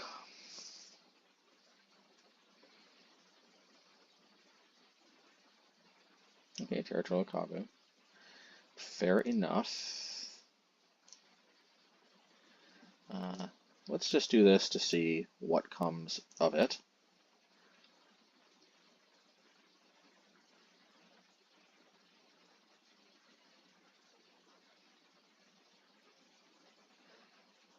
Yeah, it's Unholy Heat now before they can do something. Keeping them off of red seems like a very good idea, because it also keeps them off their burn spells.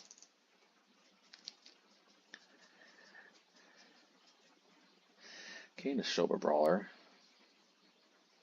Neshoba Brawler is definitely a thing. Let's do this. So we'll have to discard it anyway if we don't use it. Okay, so I'm smelling a Stubborn Denial, but so it goes. Blah, blah, blah, blah. All I need to do is get a mountain, and Stubborn Denial is active.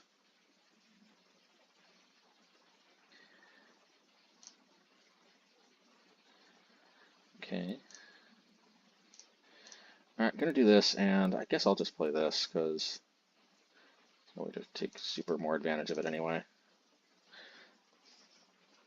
So we're in not a bad position. Obviously, it never feels good to get stubby-D'd, but... Oh, Ragavan. Alrighty.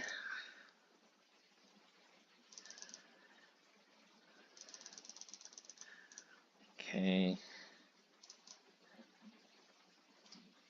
Yeah, that's probably one of the more innocuous hits they can get.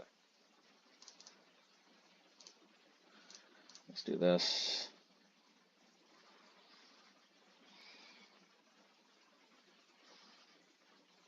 Yeah, let's Obliterating Bolt. Hopefully this one resolves.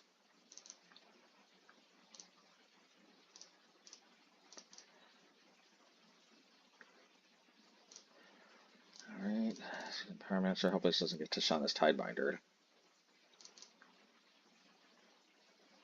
Yeah, I could definitely see them playing Tishana's Tidebinder, but thankfully we didn't get smacked with that.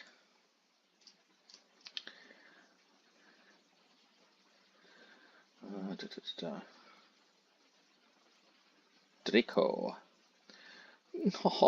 Draco. Draco Malfoy. I could try to get in there with the Bugbear, but how about this, folks? Let's just do this instead. Bam, bam.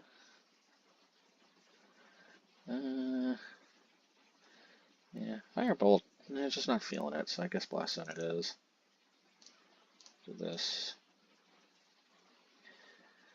Oh man, I feel so priced into doing this, but then the Ragavan might hit again, so I think I'm just gonna probably try to put Blast Zone on 2, but if they deal with this, I do have a backup to deal with Ragavan.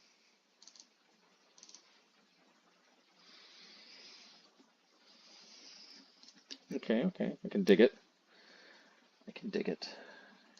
Well, this is what we call a a blowout that they don't have Dishonest Hidebinder to save them from, at least not mana available as such.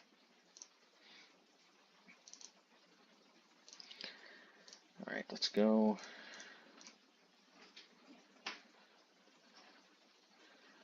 I guess we'll do this.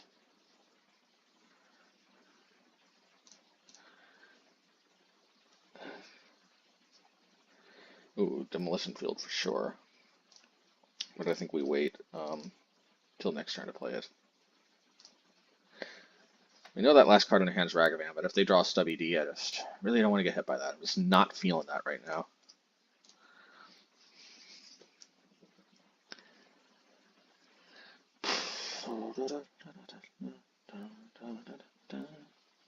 Alright, well, I got the answer.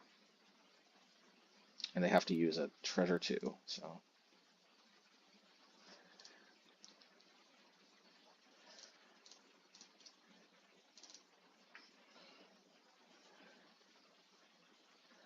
Alrighty.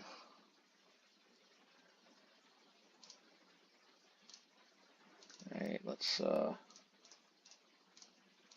go.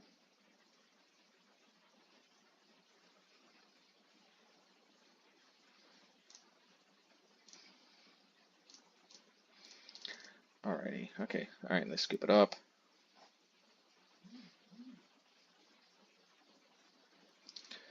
Alrighty, yeah.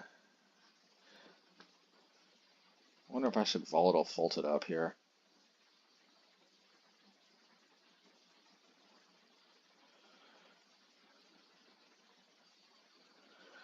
Okay, let's see here.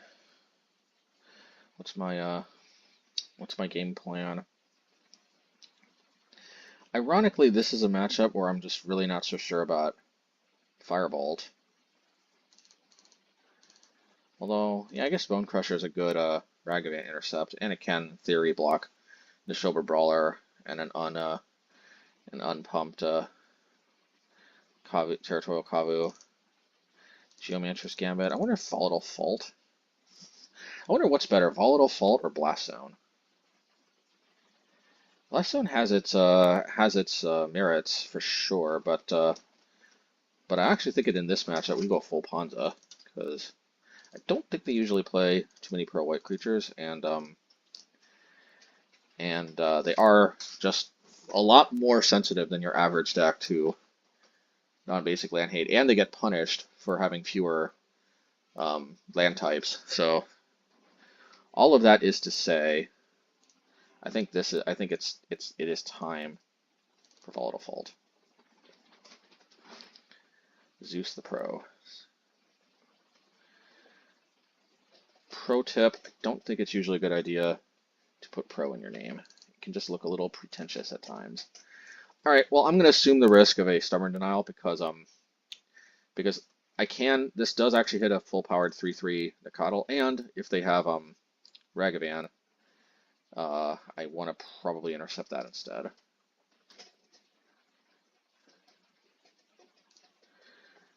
Yeah, let's see what they get here. Alright, we'll try to intercept this one. Probably better before they attacked because of the there's some like channeler type cards. Anyway. Yeah, let's cleanse that. Part of me wanted to Volatile Fault it, but I got the Geomancers too, so I got plenty of ways to hit basics. So let's go.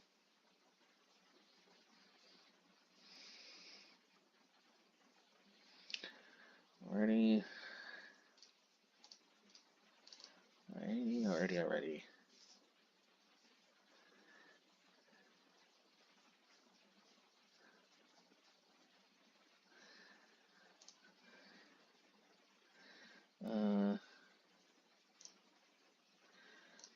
So I think Cleansing Wildfire the Forest. I think the Forest. Forest is more scary. They can play more powerful things with the Forest, and this does play around Stubby D by, keeping one mana open. I think they're out of basics. Gotta love it. I think they're basically off basics for their. I mean, I think they're off lands more or less for the rest of the game. Worst case scenario is Ragavan though, because I don't have any instant speed answers to that.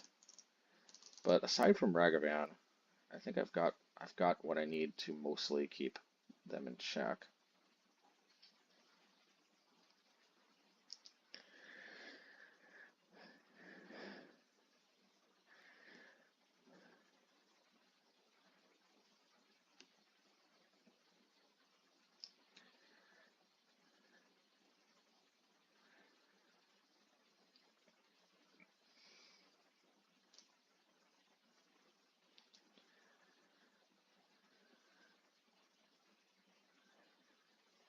Draco. Right. Well, I've got their wherewithal for the old Draco Malfoy.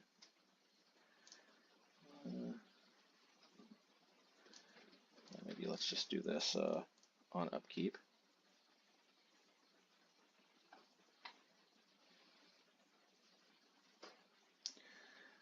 This might actually be where I Volatile Fault, use the treasure to just Flame Slash that. Just because I really want to keep them. Yeah, we're going to do it. It's my first time, I think, successfully Volatile Faulting. I did try it a little bit, but, you know, this is where, like, it really shines because, yeah.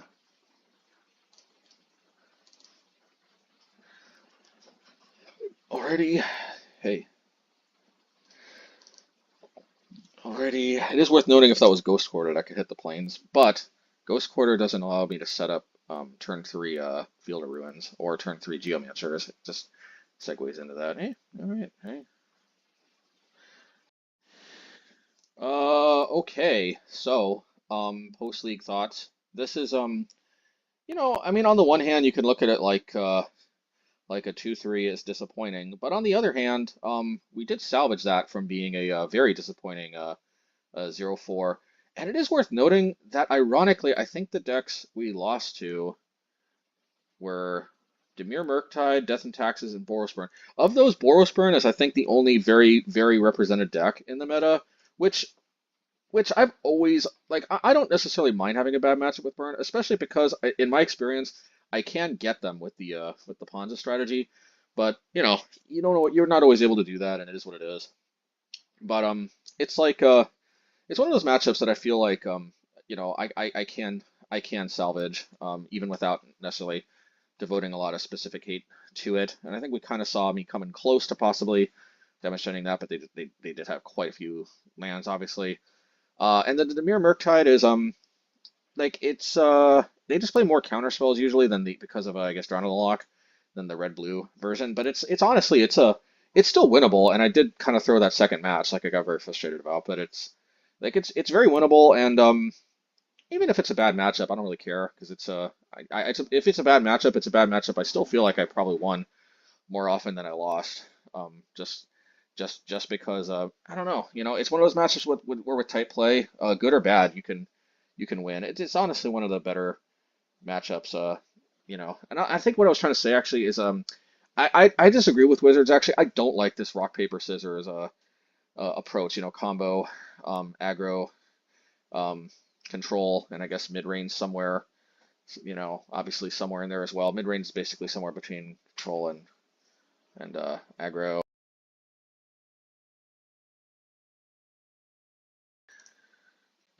Wait a minute. Yeah. Anyway, uh, yeah. Basically, I just feel like I don't necessarily like the rock paper scissors sort of dynamic because I don't think it leads to a very enjoyable play experience. It more feels like you're just flipping a coin because it's like hey, I can beat rock, but I can't beat paper, and I'm 50-50. How does it work? I can't I can beat scissors, but I can't beat paper. I don't know why paper beats rock, but whatever. I can beat paper, but I can't beat scissors. And if it's rock, then it's 50-50. And it's like, and then at that point, like, well, what is even the point of playing Magic? Let's just flip coins, to have fun. And I get it, there's more to it than that because you can win your bad matchups. But when it becomes especially too polarizing, and I feel like Modern is kind of heading in that direction. I feel like when it becomes too polarizing, where it's really just a rock paper scissors thing, and like you're basically trying to play the deck that basically like modern feels like it's coming to the point where um you're just trying to identify who's, whether people are mostly playing scissors or mostly playing paper or mostly playing rock, and you just try to play the thing that beats the majority of what other people are playing. And it's like, I mean, there is enough, when metagaming becomes more important than the actual gameplay, it's just a little bit, I mean, look, I'm still probably gonna love the game unless it becomes too egregious. But I just disagree though that this rock, paper, scissors, thing is actually something enjoyable. I actually think more like, and I could be totally off base here. Let me know if anybody is a really competitive StarCraft one player. But I feel like the three like the human toss and Zerg three-way split. I feel like that's a better way to go about it because my understanding is they're not necessarily a rock paper scissors. You'd think they would be a rock paper scissors being three of them, but they're not really. It's really more like they have very different play styles, and you have to have very different strategies for each different race that the opponent could pick. I could be mistaken, but I have seen a little bit of commentary on some competitive online StarCraft matches and stuff, and it seems like StarCraft is, by and large, it's more about the skill of the player than it is about, the meta game of which of the three races you pick. And I really wish that, I don't know, maybe Pioneer's that. I'm already actually experimenting putting some cards together to possibly try Pioneer. But anyway, what I was just trying to say before I wrap up though is just that I really like that the two decks I beat are more of the are more represented decks in the meta. Now, Domain Zoo is definitely more of a tier 2-ish type deck. And obviously if they're tier 2, then I'm probably more like tier 3, I guess. Actually, whatever. I think I'm a tier 2 deck. I don't really give a shit what anybody says. This deck does not feel tier 3. It feels way more like tier 2. It would be tier 1 if it wasn't honestly, it felt like it should have been tier 1 back when Rakdos Scam was supposedly 25% of the meta. I never played Rakdos Scam anywhere close to 25% of my matches. I think I would have trophied a heck of a lot more, but whatever the case may be. Um, that was my biggest complaint actually about the banning of Fury, is like, where were all those Rakdos Scam opponents that supposedly made up 25% of the meta? I don't feel like I was playing them that often, but on the other hand, I guess, 25% means 1 out of 4 matches, and I guess I did, on average, play a Rakdos Scam deck at least once a league, which is like maybe at least 20%. Maybe I did. You know what? Yeah, I mean, actually, seeing a deck once a league doesn't seem too egregious, but who knows? Anyway, I am impressed that I beat Yawg. I was actually kind of on the fence. Should I play Stone or should I play Relic? And the reason why I was thinking about Relic is I am seeing a resurgence of Tarmogoyf for some reason. But it could just be people just playing random jank here and there. I saw somebody playing Tarmogoyf in their, I'm not kidding, in their Golgari Yawgmoth deck. But I have to imagine that's an aberration. I think they were trying to play it in order to improve their Rhinos matchup. I do endorse thinking outside of the box like that, but I just don't know. It doesn't seem like that's catching on. The last opponent didn't have it. Unless people are really going all in on Goyf, I think Stone's better. Relic is better against Red and 6 too, but I don't think. I think I'm still leaning towards Stone because it's just so much better against Yawgmoth, as we saw. Um, well, it's worth noting we had to crack it that one time, but the main thing about Relic also is it just messes with my graveyard. I hate like undeliriuming myself and whatever. So yeah, I think this is a good showing. I think the Geomancer's Gambits they only really came in with the it's possible maybe I'm just overdoing it with this much Panja sideboard hate. Most of the time I have to have such a high density of creature removal because I have to stabilize before I start attacking the lands rather than the other way around. Volatile Fault. mm, I don't know. Um, it's possible to configure this a little bit differently, but I I yeah, I might give this another go. I feel like we can definitely represent a little better. It all just depends on what the peeps are playing, as they say. In any case, let's wrap it up, and I guess I am surprisingly satisfied with this league. I was actually thinking, oh, maybe I'll just scrap this. But when I beat the Yawgmoth player, I thought to myself, yeah, this is probably a good enough league. Oh yeah, and you're probably seeing this out of order. You're probably seeing the Yawgmoth match first, then than the what do you call it, zoo match, and then probably the other ones.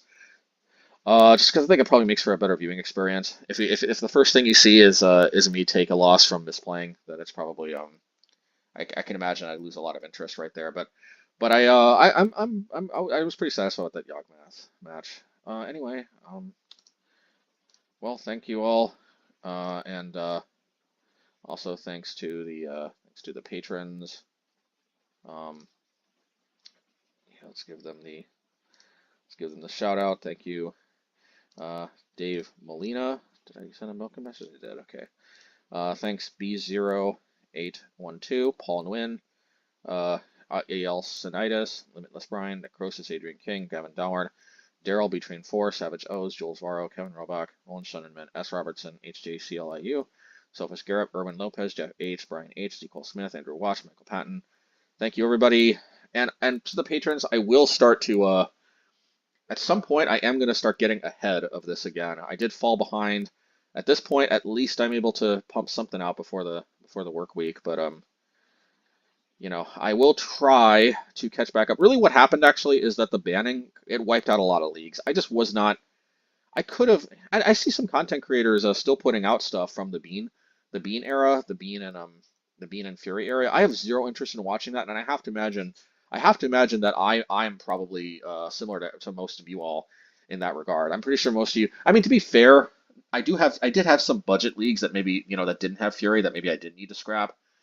I would be interested in watching, but I don't know. Everybody I think wants to see the new post banning meta, whatever that is. I don't even know if we have a meta yet, but anyway, hope you all enjoyed, and yeah, I want to know brutally honestly. The problem is all these people who just and all these people who just stop watching. Most of them don't even leave a dislike, which is good. I'm glad. I guess it's better not to dislike, but whatever.